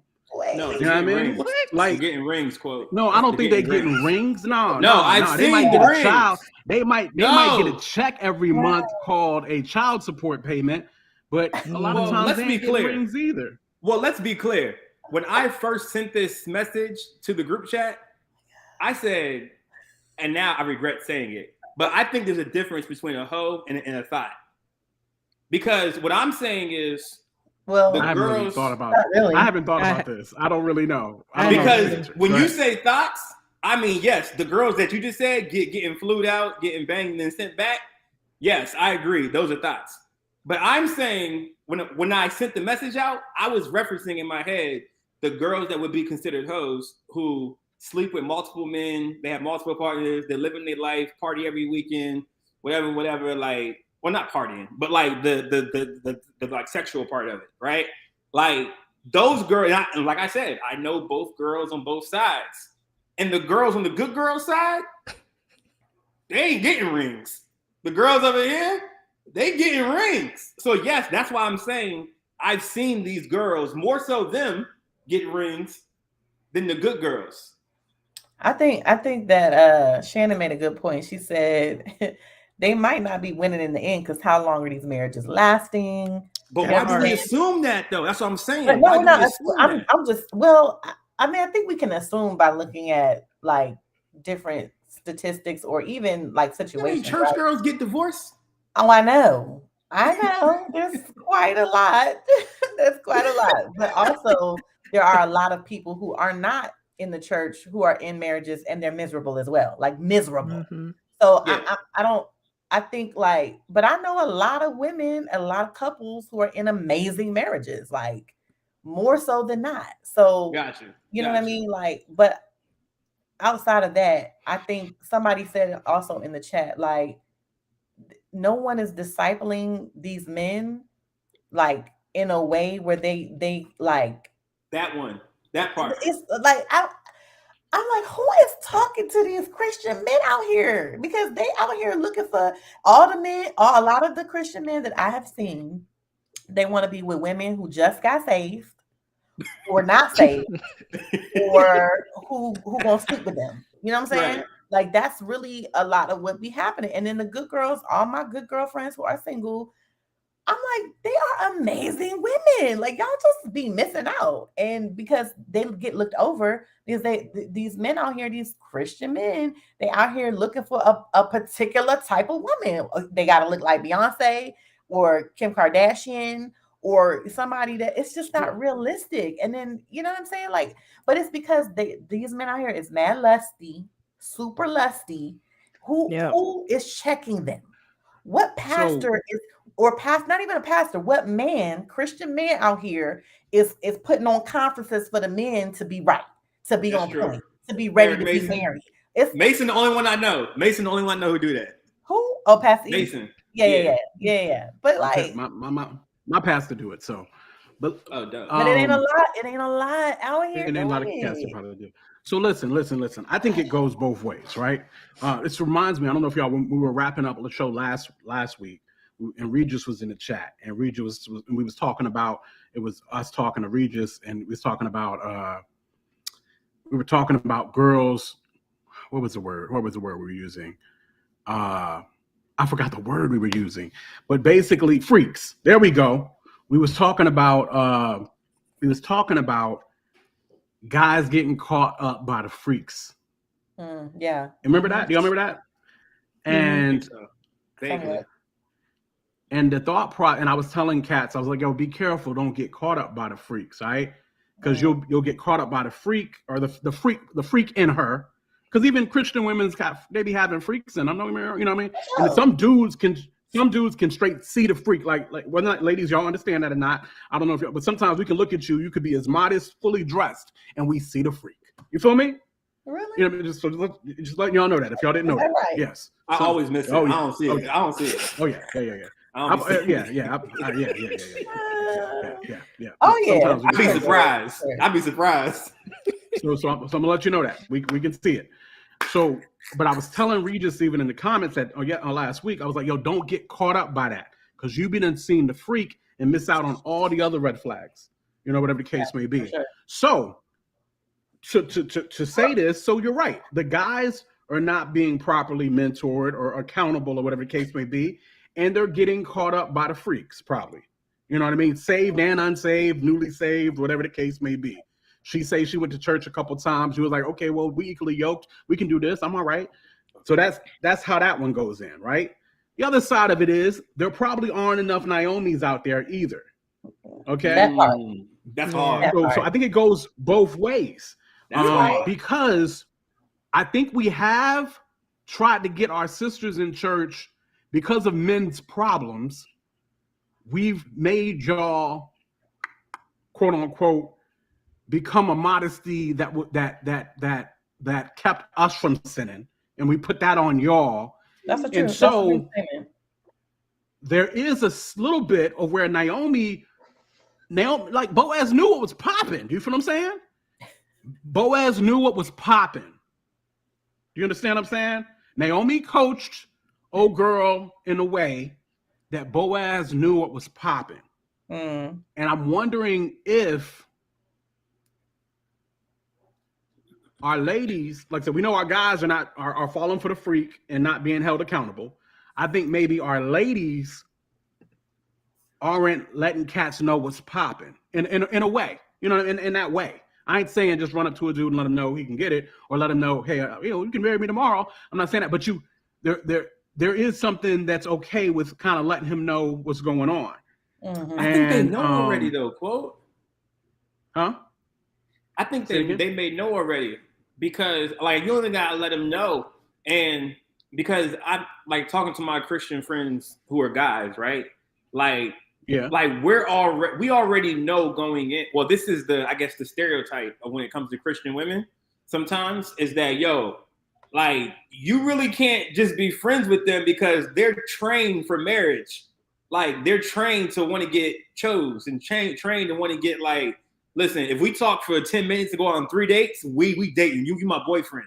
So for us, it's more of like, I can't even build with you because you're already here and I'm just here. So because it's like, you know what I'm saying? No, cool. You don't feel that person. So here's what I don't get. And this is just, I'm different, but I've only been married for, my ninth year is coming up, my 9th year anniversary. So I was single up until I was like early 30s. You feel what I'm saying? So what I'm saying is, and don't get me wrong, I probably had a marriage mindset on me and it still took a while, but you talking about girlfriend, boyfriend. If we go out on 3 dates, I'm probably aiming for girlfriend, boyfriend with you. For real? I ain't talking marriage, but we go out on 3 dates. We feeling each other enough that we've gone out on 3 dates with each other. And you're saying knowing somebody from scratch or already knowing them already, but you're saying 3 dates from scratch. I don't see that's a whole other thing too. Like I said, I probably got out of the dating pool right before everything went online, right? Mm-hmm. Okay. And so the people that I was dating were people that I was kind of already around in some form or fashion. You know what I mean? We might not have been dating or whatever, but, but we was around each other. So then when we started going out 2-3 times, like, yo, we going out 2 or 3 times because I've already made plans in my, like, we've been around each other. And as a guy, I'm like, oh, I'm peeping that. Let's see what this is. My pastor says dating is for, he says dating is for inspecting. You know what I mean? Or something like that. He says something like, I'm probably quoting him wrong, but it's something like that. So I think if I've already kind of been friendly with you, I took you out on 3 dates as a guy, I think I already know what it is that I want. And I'm wondering in my head, even right now, as you're talking, Goss, why don't you after 3 dates? Well, I was just about to say, you talking to a man who is not like you. Listen, let's call a spade a spade. Please do. You are not the type of person who is ready and willing to commit. You've had plenty of opportunities and you have decided not to, and you're very picky. You're extremely picky. Come on now. You know this about yourself. I'm not saying you're wrong. Okay. But what I am saying is, though, yes, I am ready to commit to the right one. So when I find the right one, I have no problem committing. Now, that right one, it may take me longer to find out that I want to commit to you. Then you find out you want to commit to me. Now, listen, when I say this is just facts. This is not me tooting my horn. This is not anything like that. Most Christian men, like real Christian men, right, who are like living this Christian life, like for real, like we understand our value. So therefore, we don't have to necessarily, I feel like, go as long, we have longer times to figure out, all right, is this the one I want to really be with? Is this the one that I really want, like, am I ready to give up everything for this woman? But we're talking about everything. Listen, I said, because you talked about men being the chaser, not women be the chaser, yada, yada. Correct. So you don't went out 3 dates. That means you theoretically have initiated 3 dates with this woman. Yeah. I'm not saying marry her. Right. I'm saying, you know what? We might move into girlfriend, boyfriend status after 3 dates because I was replying to what Trisha was saying. But Trish won't talk about marry either.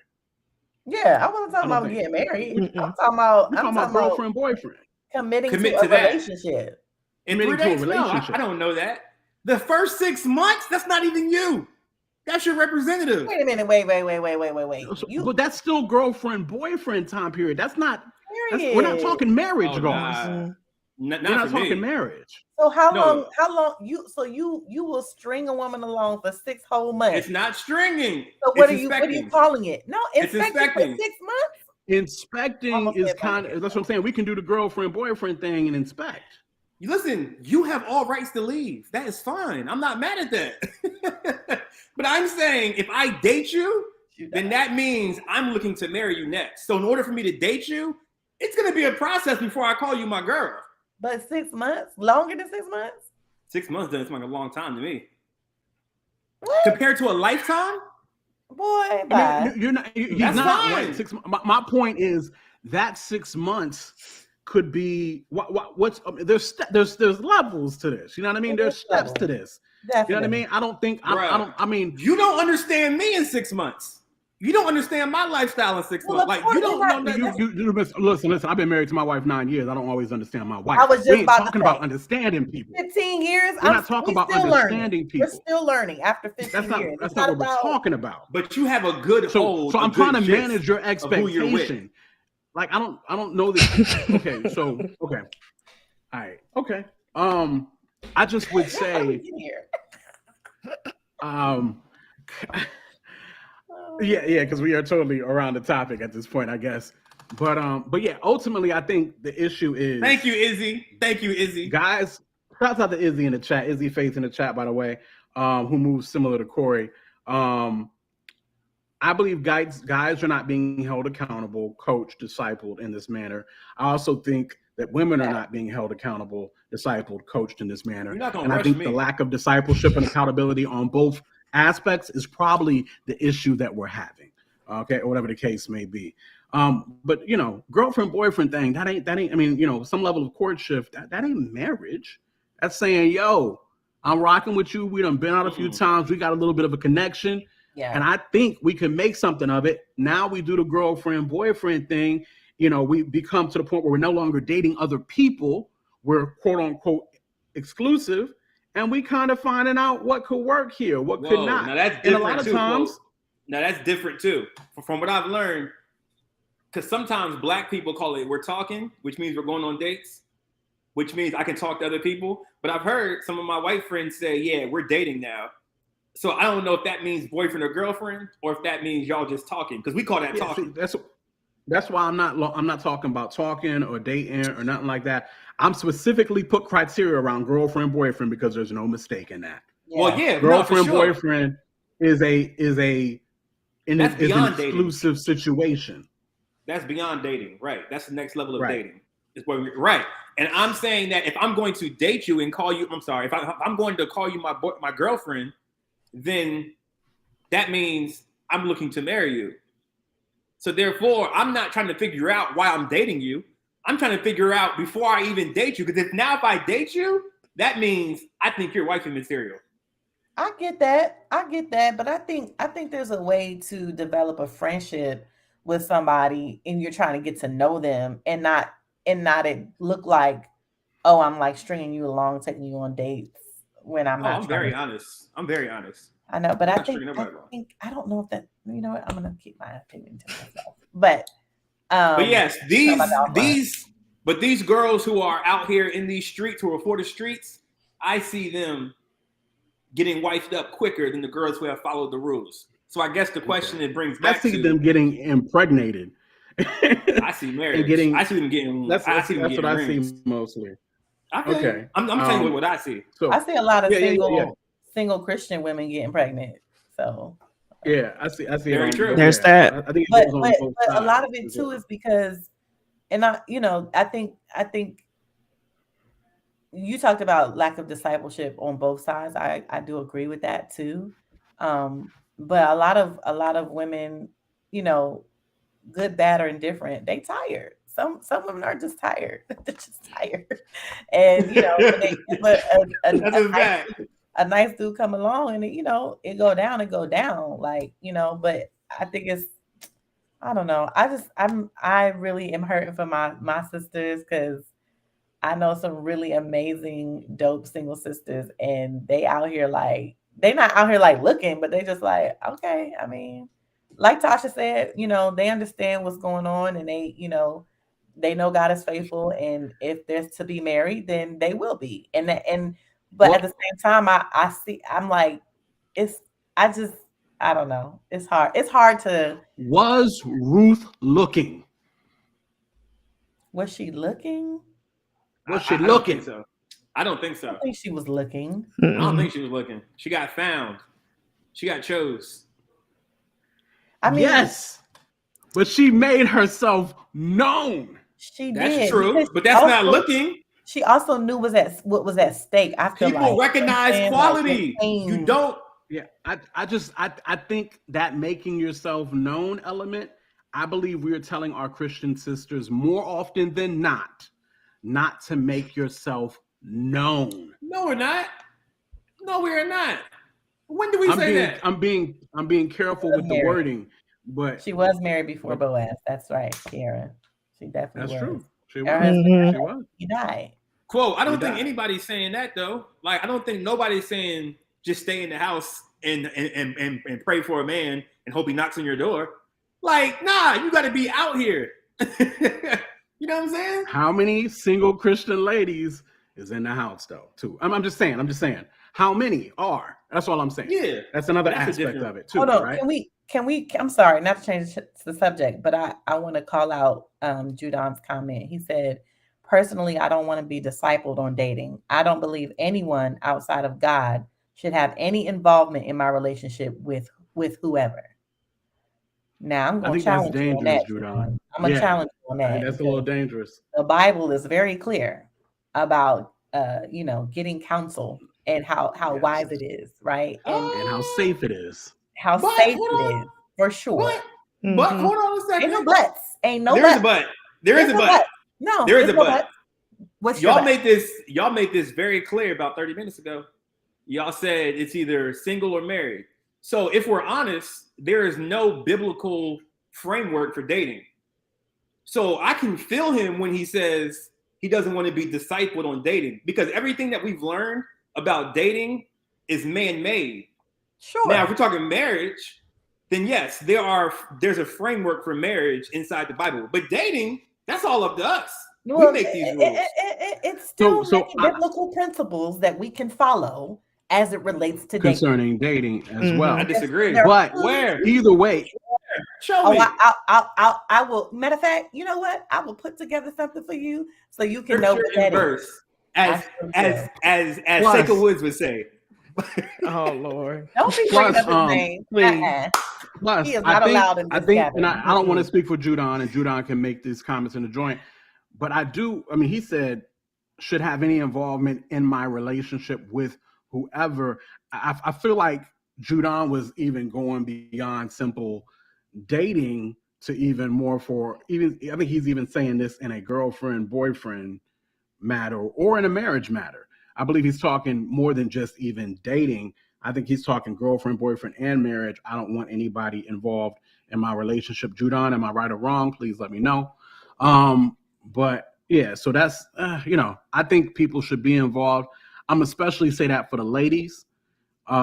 People should be involved because, again, we're just trying to make sure you're good.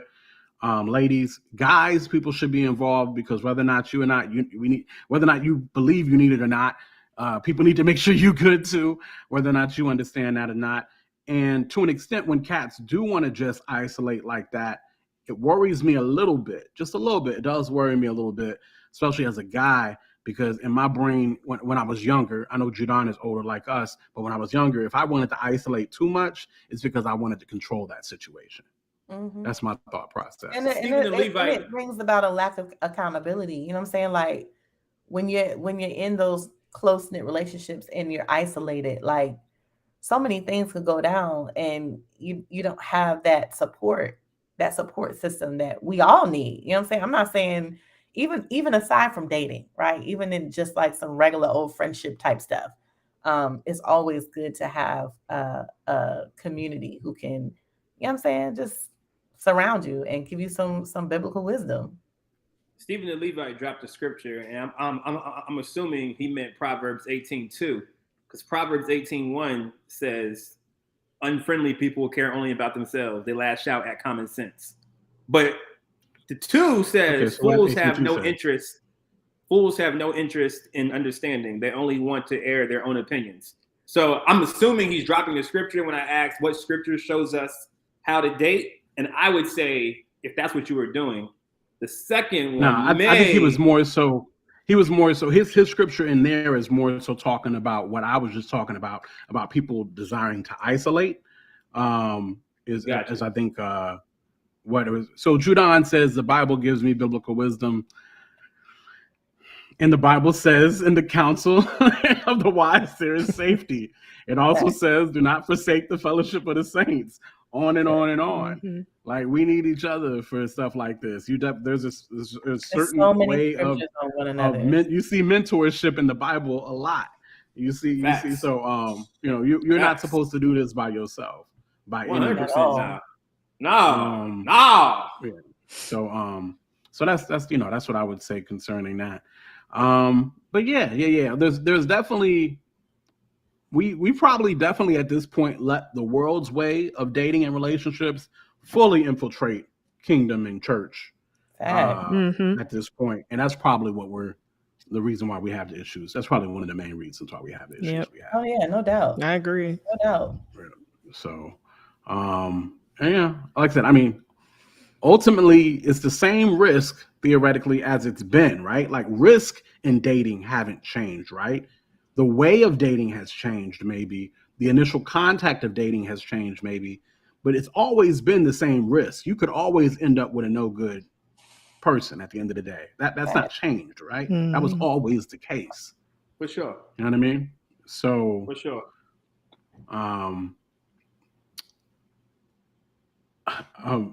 Tasha. What Tasha just said there, yes. There's a truth to that. Yeah. There is a truth to that. And I don't know that it's necessarily a horrible situation, the first half of that. 1 minute, then bring one, maybe no, I don't know. I'm gonna stay out of that right now. I'm gonna stay out of that right now. But yeah, so that's what that is. Let's hit the chat real quick, kind of, sorta, and then we'll move on to the last joint. Daryl said we even need each other to help us understand the Bible. Come on, that part. Angles. We need multiple angles to get the full picture, and God has gifted us. Come on, that part. We see in part, prophesy in part. Seeing through what? Murky glass, dark glass? Yes, all that. And Judon says people go on power trips, they can have their own agendas. People are messed up. And that's a fact. Oh, that's true. That's true. Fact, but not all people. not all people. Exactly. Yeah. So maybe you've had some bad experiences, and I understand that. I get that. And like Jared said, it is good to vet who your accountability is for sure. But it's always going back to the scripture. We've said it plenty of times. And Tasha's response to that, Judon, I believe is very true. Very true what Tasha just said there too. So that's what it is. Make sure to like and subscribe. Y'all share this. Tell a neighbor, tell a friend. YouTube even has a feature where you can take your own clips of certain parts of the show and set it to your social networks to let people know what is going on right here. When you like it, which again is your reasonable service, that's simple. Just liking a thing, you let the algorithms know in YouTube that, hey, this is something worth watching, worth being around. So if you like what we want to do and you want to support us, that's how you can support us. You can subscribe to the channel, but the real easy thing is you can hit that like button that's right in front of you right now. It's real easy to do, and it means the world to us. So please. Hey, I got a question. Yep. If I denounce the faith and walk away from Jesus, can I still be on the podcast? The answer is no. Why not? I can hear that. Why not? No. Now we'll replace you quickly, but I will be very concerned about you, and you will hear from me a lot on seeing how things go. No, I gotta be a Christian. We are Black, grown, Christian, and fresh grown Black and Christian. Something like that. Christian is in there. Up there. Oh, okay, yeah, I see it. That's mad funny. Can you denounce that? Tasha, you know you love this shirt. You know you love this shirt. No. Oh, Jesus. So this shirt is fly. I don't know what y'all talking about. Last topic of the night. The main topic of the night, I would say. Let's talk about it. The Stellas popped off 2022. There's been some thoughts concerning it. And Bree, what's going on? Okay, so we just saw the Stellars, it aired on BET Sunday night, and gospel artist Earnestpugh was not happy with what he saw at all. I'm going to put his 5-paragraph statement on the screen, and it reads, "A moment of transparency, by the way, my platform and my view. Well, if there was ever a time to pivot from industry to ministry, that moment is here for me. The Gospel Hip Hop Awards, formerly known as the stellarawards, have given us a clear indication where the focus of their platform and its audience lies. They have sent a clear message to those of us who have been in the gospel music industry for 15 to 20 years that we are no longer needed, wanted, or welcome on their stages anymore. Perhaps the powers that be feel pressured by sponsors and advertisers to adorn the gospel with an element of entertainment, but whatever the case, the writing is on the wall and do not plan to sit around and wait for my demise. Please understand, as a creative, I will forever create music and release it into the earth and affect the flow of worship, because by no means can these systems of the world stop destiny and purpose. It's simply time to differentiate between industry and ministry. I promise to keep the main thing, which is to advance the kingdom of God, not agendas that are rooted in idolatry and greed, viewership, ratings. My heart goes out to all the forerunners who are being silenced on various platforms in which they contributed time, energy, and resources for decades. Sadly, it's the end of an era and the beginning of a movement. Those of us who are wise, major in ministry, and minor in industry, it's all good and it's all God. So, can I please go first? So, no. Yikes. Trisha, and then we'll come to you after that. Going Trisha, first what you now. got on this? You haven't gone first all night. That's why. I know. It's all good. I just saw Jared's comment, and his comment sticks out to me because I didn't go to the Stellars, but I was around the whole, it was out here in Atlanta, and a lot of people were telling me about it. And so what this man is saying is rubbish, period. Jared says Earnestpugh, not Jared. Yes, Earnestpugh. Ernest. Yes.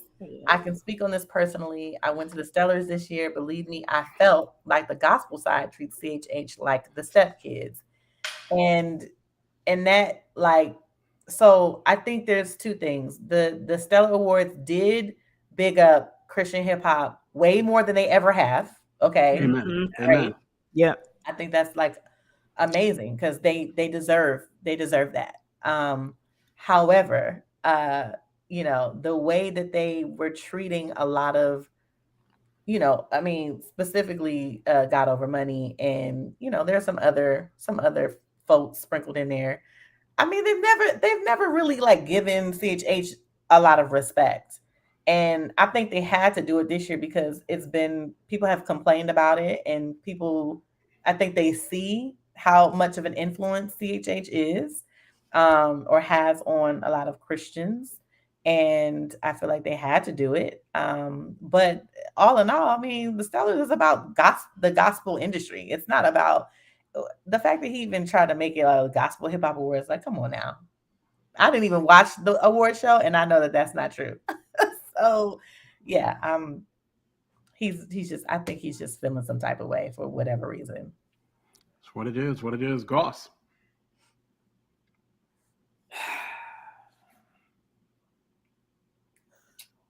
So there was a NASCAR driver who was very upset that he could no longer fly his flag of Confederacy because NASCAR made a rule that said, you know what? No more Confederate flags can be flown across the tracks or even brought inside the stadium. And he went off.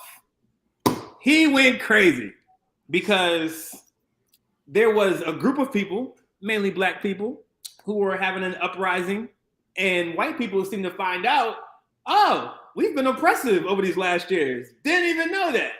Because you know why they didn't know that? Well, some of them didn't know that was because that was their normal way of life. They grew up, and what was oppressive to us, was their normal way of life. So with that picture in your head, right, I think about gospel music, and I think about what Trisha just said, and I think about how Christian hip hop never was put on the same platform or embraced or was never really taken in the way that it should be, the way that regular gospel music does. So when Ernest Pugh writes this novel on his Instagram page, it just reeks of privilege. It just reeks of your entitlement being taken away from you. So now you want to kick and scream because you're not used to somebody else having a spotlight or having a platform where you always were welcome at and you always had a platform. Now, he used words and said, we don't feel welcome, or he used words saying that we're not welcome anymore. Nobody said that. Nobody said that. Was like, nobody even mentioned that. That wasn't even the overtone. That wasn't even remotely the feel of anything. There was only 3 gospel hip hop acts that performed, and they didn't even get on stage. They were performing in the aisles. Well, they were performing. Wande was on stage. There was 4, if you asked me. Yeah. Okay. 2 of them were kind of off stage. Wande was on stage, and I still would put Jordan Armstrong in the Christian hip hop category. He's not Christian hip hop. I don't put him in Christian. I would still put him in the Christian hip hop category, in my opinion. So like half the Christian hip hop that was there wasn't even on stage. They were in the aisles, and they were. I thought it was not because I was about to text Aaron like, "Yo, Aaron, why didn't you get on stage, bro?" He was in the front row, rapping to the front row people, like, but wasn't even allowed to touch the stage, and that wasn't good enough for Mr. Earnestpugh. Wow. You know what I'm saying? So, and then for him to say they have shifted and they have done, no, they have not. They have, like, in what way do you see that? Do you feel threatened because there were rappers there that were on the show?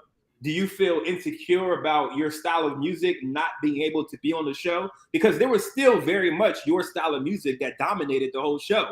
So for you to say that, for me, it would have to be your insecurity speaking of seeing where it's going, but not necessarily say, oh, it's over for me. Like, this is not it for me anymore. This is not what it's going to be. No, you still they have awards named after people that do the same music that you do. It's still called the Bobby Jones Lifetime Achievement Award. It's still called the Albertina Walker Award. It's still called these awards of gospel music icons, right?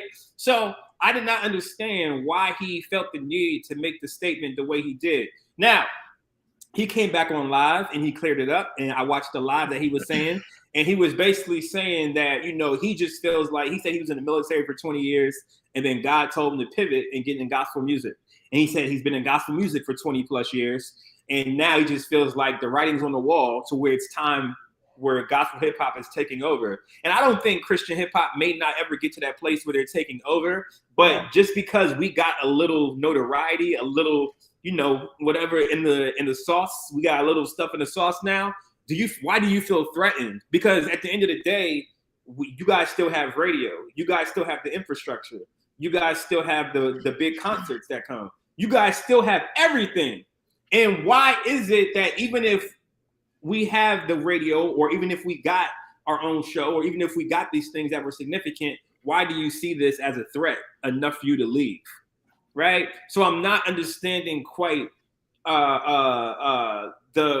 his mindset when he was talking about the stuff that he was saying in his post, just how the stuff that wasn't true about how, like, it's called the Gospel Hip Hop Awards. And like, there was way more, there was way more gospel music than there was anything, which it should be too, because it's the Stellars.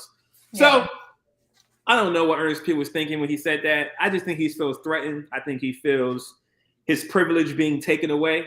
I think they've been privileged for a long time. And it's kind of like when black people are starting to get in positions and the white people get scared because they know their power is getting taken away.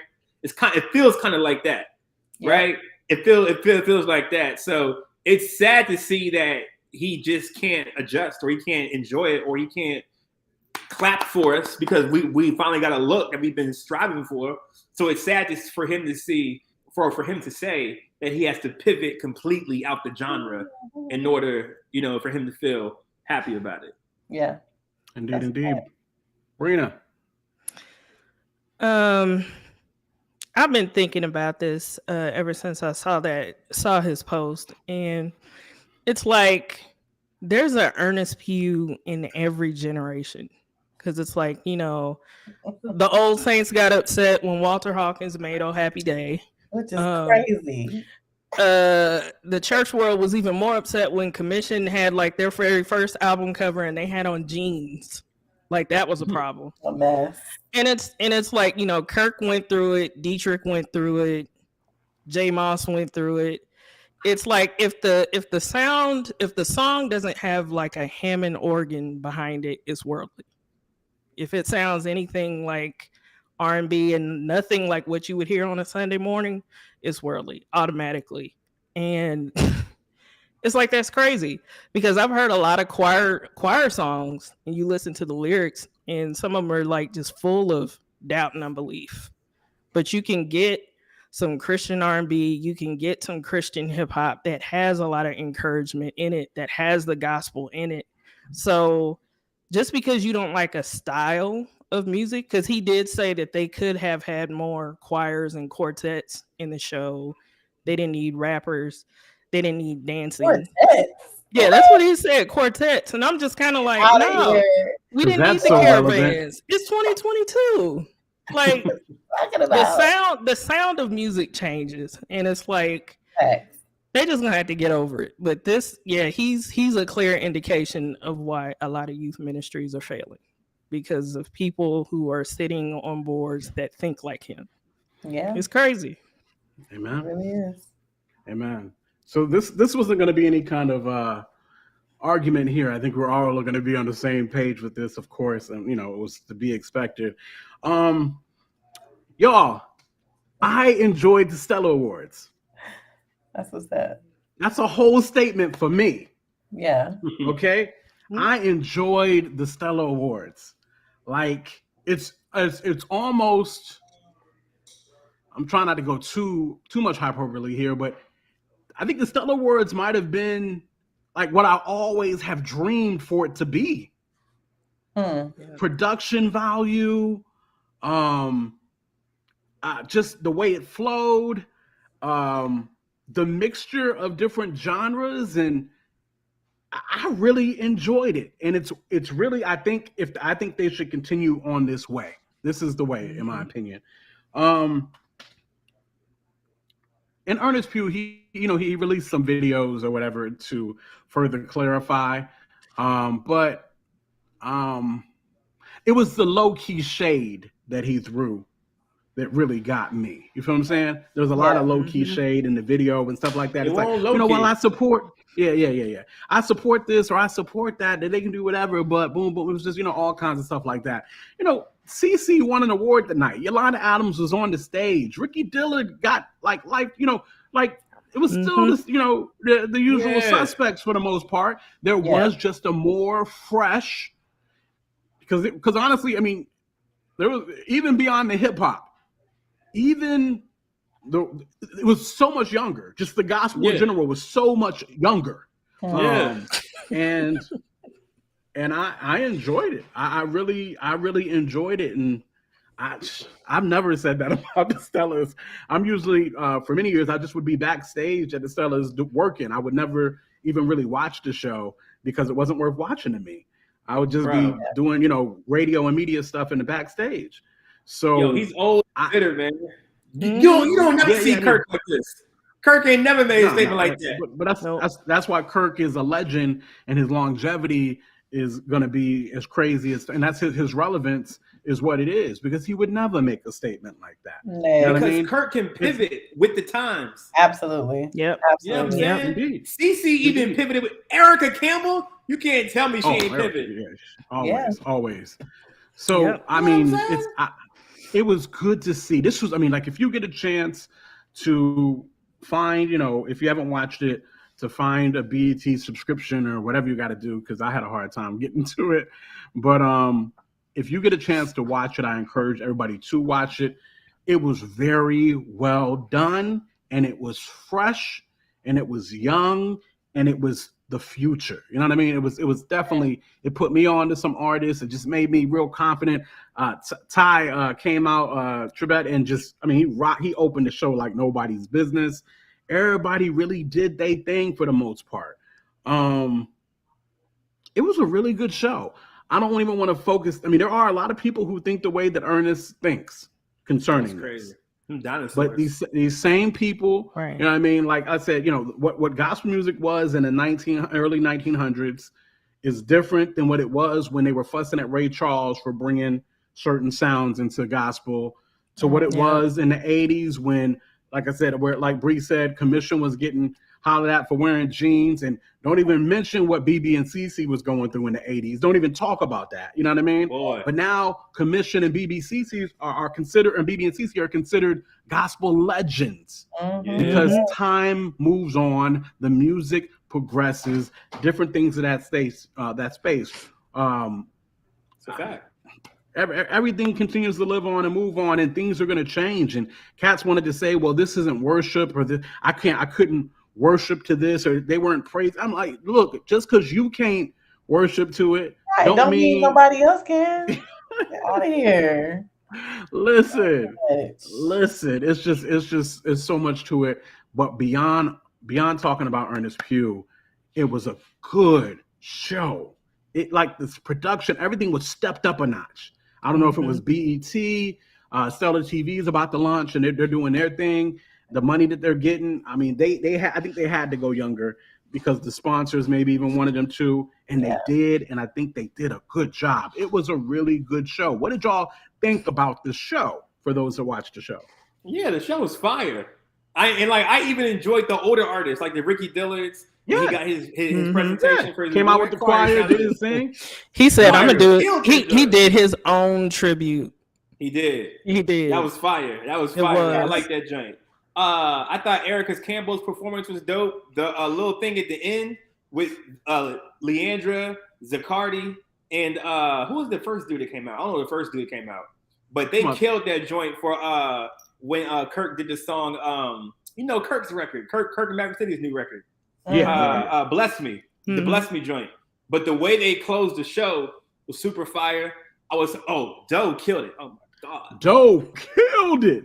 She sung her face off. That's another dope thing. It was so dope to see that artists that we had brought to Domination and have had on the Domination stage were on the Stellar stage. That was really dope. This is from Aaron Cole to Doe to Wande and to Adia winning with Pastor and being in the joint and winning with Pastor Mike. You know what I mean? Like these people have been on our stage, and to see them there was dope as well. Jared Sanders, of course, doing the pre-joint with Bizzle and whatnot. The whole nine. That was real dope. Go ahead. Yeah, so I thought it was fire. Yeah, you got to watch it, Trish. It was so cohesive. It was so. Even the host did well. Kiki and what's her name? Jacqueline. Jacqueline. Mm-hmm. Yeah. Is that how you say her name? Jacqueline? That's how I heard her say it. So I'm like, I'm gonna go with that. Yeah. Got it. So thank you. This is the way forward. And it's going to piss off some people. It is. But this is the way forward, or else gospel will die. Shout out to Don Jackson for making that move. Yes. Shouts out to Don Jackson for making that move. And whoever else is in his ear. A good statement was even made by MC Nice. Like, we have to do better about, you can become a member, just like the Grammys joints, or you can become a member of the Stellar, voting panel, or whatever the case may be. You pay your fee or whatever, and that helps to move the direction of what is going on as well with the Stellars. You know what I mean? So if you're in media, if you're a DJ, if you're a radio head, these are things that you should be in as well, so you can help influence and make a difference in this stuff. So I think it was really, really good. I feel like Aaron Cole should have done a different song or a different verse or something. No, he wrote that specifically for the Stellars. Okay, got you. Yeah. Okay. All right. I think he probably could have done something a little bit more familiar. They don't know none of his stuff. We know it. Yeah, but I think sometimes you sleep on how much people know Aaron. I think people know Aaron that don't even know Aaron, because his music is played on a lot of CCM stuff as well. So you hear a track and you don't know who Aaron Cole is, but you've heard that track before. He has a lot of tracks like that. Yeah, because he did do a song with J Moss. He did a song with J Moss as well, indeed. Mm-hmm. So there's just with a lot of people. There were so many options, but I didn't know he pinned that specifically for the Stellars. Okay, I get it. I mean, I know he mentioned the Stellars in the joint, but I would have liked to see him. But they probably, the direction, that's probably the direction they gave him, or whatever the case may be. I know they only had a little bit of time. Yada yada yada. I think Wande did a good job. I think Jordan Armstrong did a good job, even though I think to an extent Erica really, really blessed his set by doing a joint. So Erica Campbell, that is, which gets me to switch over to talk about Erica Mason. Very interesting to see Erica Mason. I was surprised. They had told me when I saw Aaron that night. How are y'all surprised? What do you mean? Why? Really? You know how many gay people there are in gospel music? I know, that's a solid point. She's not a part of the gospel industry. That's why I was surprised. But yeah. So that was something to see there. I was encouraged. I was surprised, but I was encouraged because I love that she still confesses Christ. Right. And I hope her being able to be on that kind of platform means that she's still in church circles, or still, around folk. You know what I mean? So I think that was so dope to see her there, though I was really kind of questioning how she got there, even from the sense that I mean, has she really released some music like that lately or whatever the case may be? I thought you meant like she did something freaky. I was like, what she do something freaky to get there? I'm like, well, listen. If the Walls boy, if the Walls boy could be on there, talking about if Daryl Walls, what is it, Daryl? If he could be on there, I mean, so that's you know what I mean. I just he did that. He did that. You know what I'm saying? So they set him down to nothing. So you don't get sat down in gospel music for being gay. Tone did. Who? Tone did.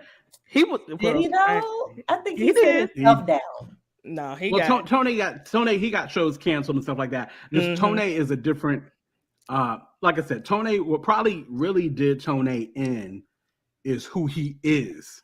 You come at him, he gonna come at you, and I think that's what probably did him in. Don't get me wrong, shows were getting canceled. He was getting put out, but on the way out, he threw some chairs because that's Tone. Wait, you know what I'm saying? Why Mr. Legacy gonna say Tone got thrown out the vibe? That was a good one. That was a good one. But no, had it been 10 years later, I think Tone would have survived it as well. Oh yeah, but definitely. Yeah, you know what I'm saying? But it's just the time frame it was. And then like I said, the nail in the coffin for Tone is he's gonna go back at you if you come for him. That's Jafia's man. That's what kind of deal. I mean, not man, like I was like, wait, you gotta watch how you saying that. Yeah, that's not an exclusive. That's how rumors get. Not man like that, but like he did like a whole CD with him. He did a whole album with him. Well, I mean, really? But the truth is, I mean, you look at the GMWAs and a lot of these gospel events, the gay thing is never really it's been there. It's been there. Yeah, you know what I mean? Just to 100%. Call it what it is. It's been there. So I mean that is what it is. It's always been there, you know. So that's what it is. Charles, I missed the breaking news joint. What are you saying? I think he's talking about when God's talking about Daryl fire. Mm-hmm. Oh, okay. You silly. Oh, okay. I got you. So anyway, that is what it is. The Stellars, I was very encouraged by the Stellar Awards. I really felt like from a production standpoint, from where things are going in the future, I believe this is it. You know what I mean? I think this is the way. This is progressing. And they're going to be wrong. I mean, just like Jared said earlier in the chat, I mean, they still kind of treat us like the stepchild. And that's, to my opinion, that is to be expected for now and for a season or whatever the case may be. At least they letting the stepchild come to the ball now. You know what I mean? Stepchild couldn't come to the ball before. So, you know, we'll take out, you know, the little steps or whatever. You know, I think my key thing is, and I've always said this and I'll continue to say this, my key thing is this. I've watched Christian hip hop bless majority culture, youth, young and old, for years. And because of our unwillingness as Black people and Black churches and whatever to embrace Christian hip hop, I don't feel like our people have gotten to enjoy it, embrace it, get blessed by it as much as majority culture. And since it comes from us, mostly made by us, I think that's a crying shame.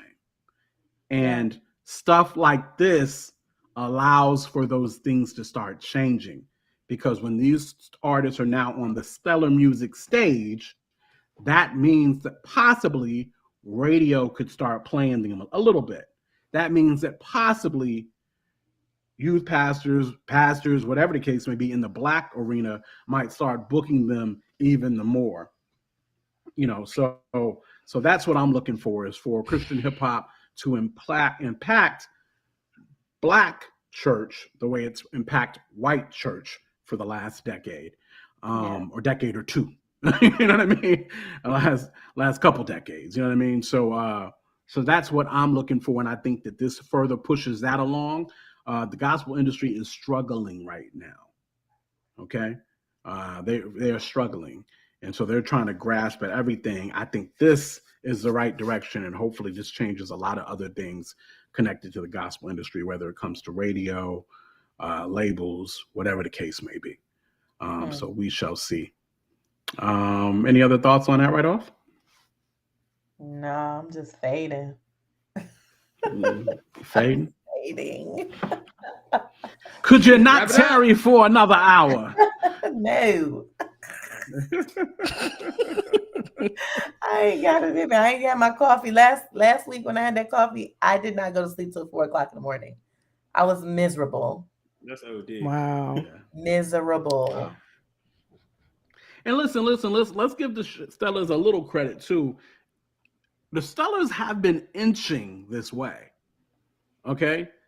They've been inching this way. You know what I mean? From having Truth and Lecrae and Cats on before and Canton, you know what I mean, to even having wasn't Bizzle on a year or so ago or something like that? Wasn't Bizzle on the main Stellar stage? So I mean, I think they've been inching this way, but it was definitely more prevalent this time. So that's what it is. Before we get up out of here, let's get into this chat room time. What are they talking about in the chat? What y'all talking about? Nothing. No, why Tosh talking about some of your shirt go both ways? What?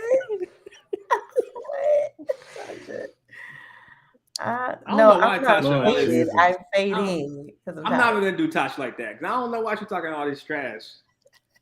You don't know why, because that's Tasha.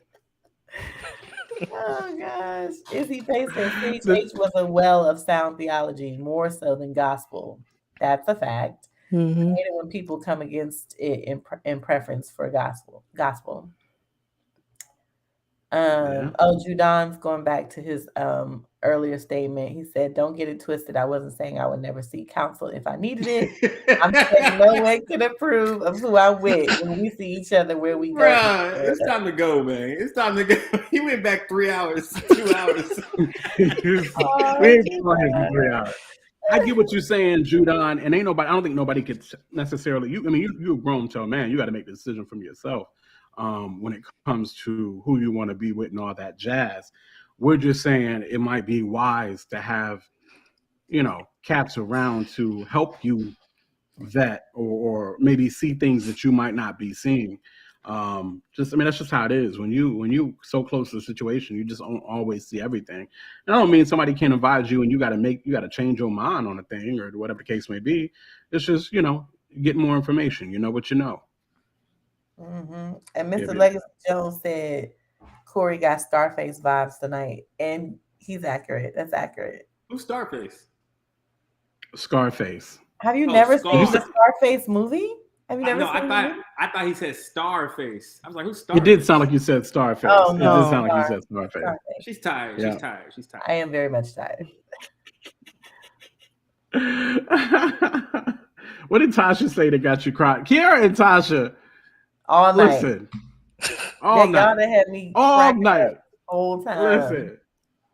And these are other co-hosts of the show too, so y'all know. BBJ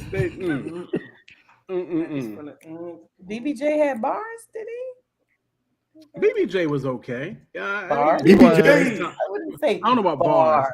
But he was good for the time.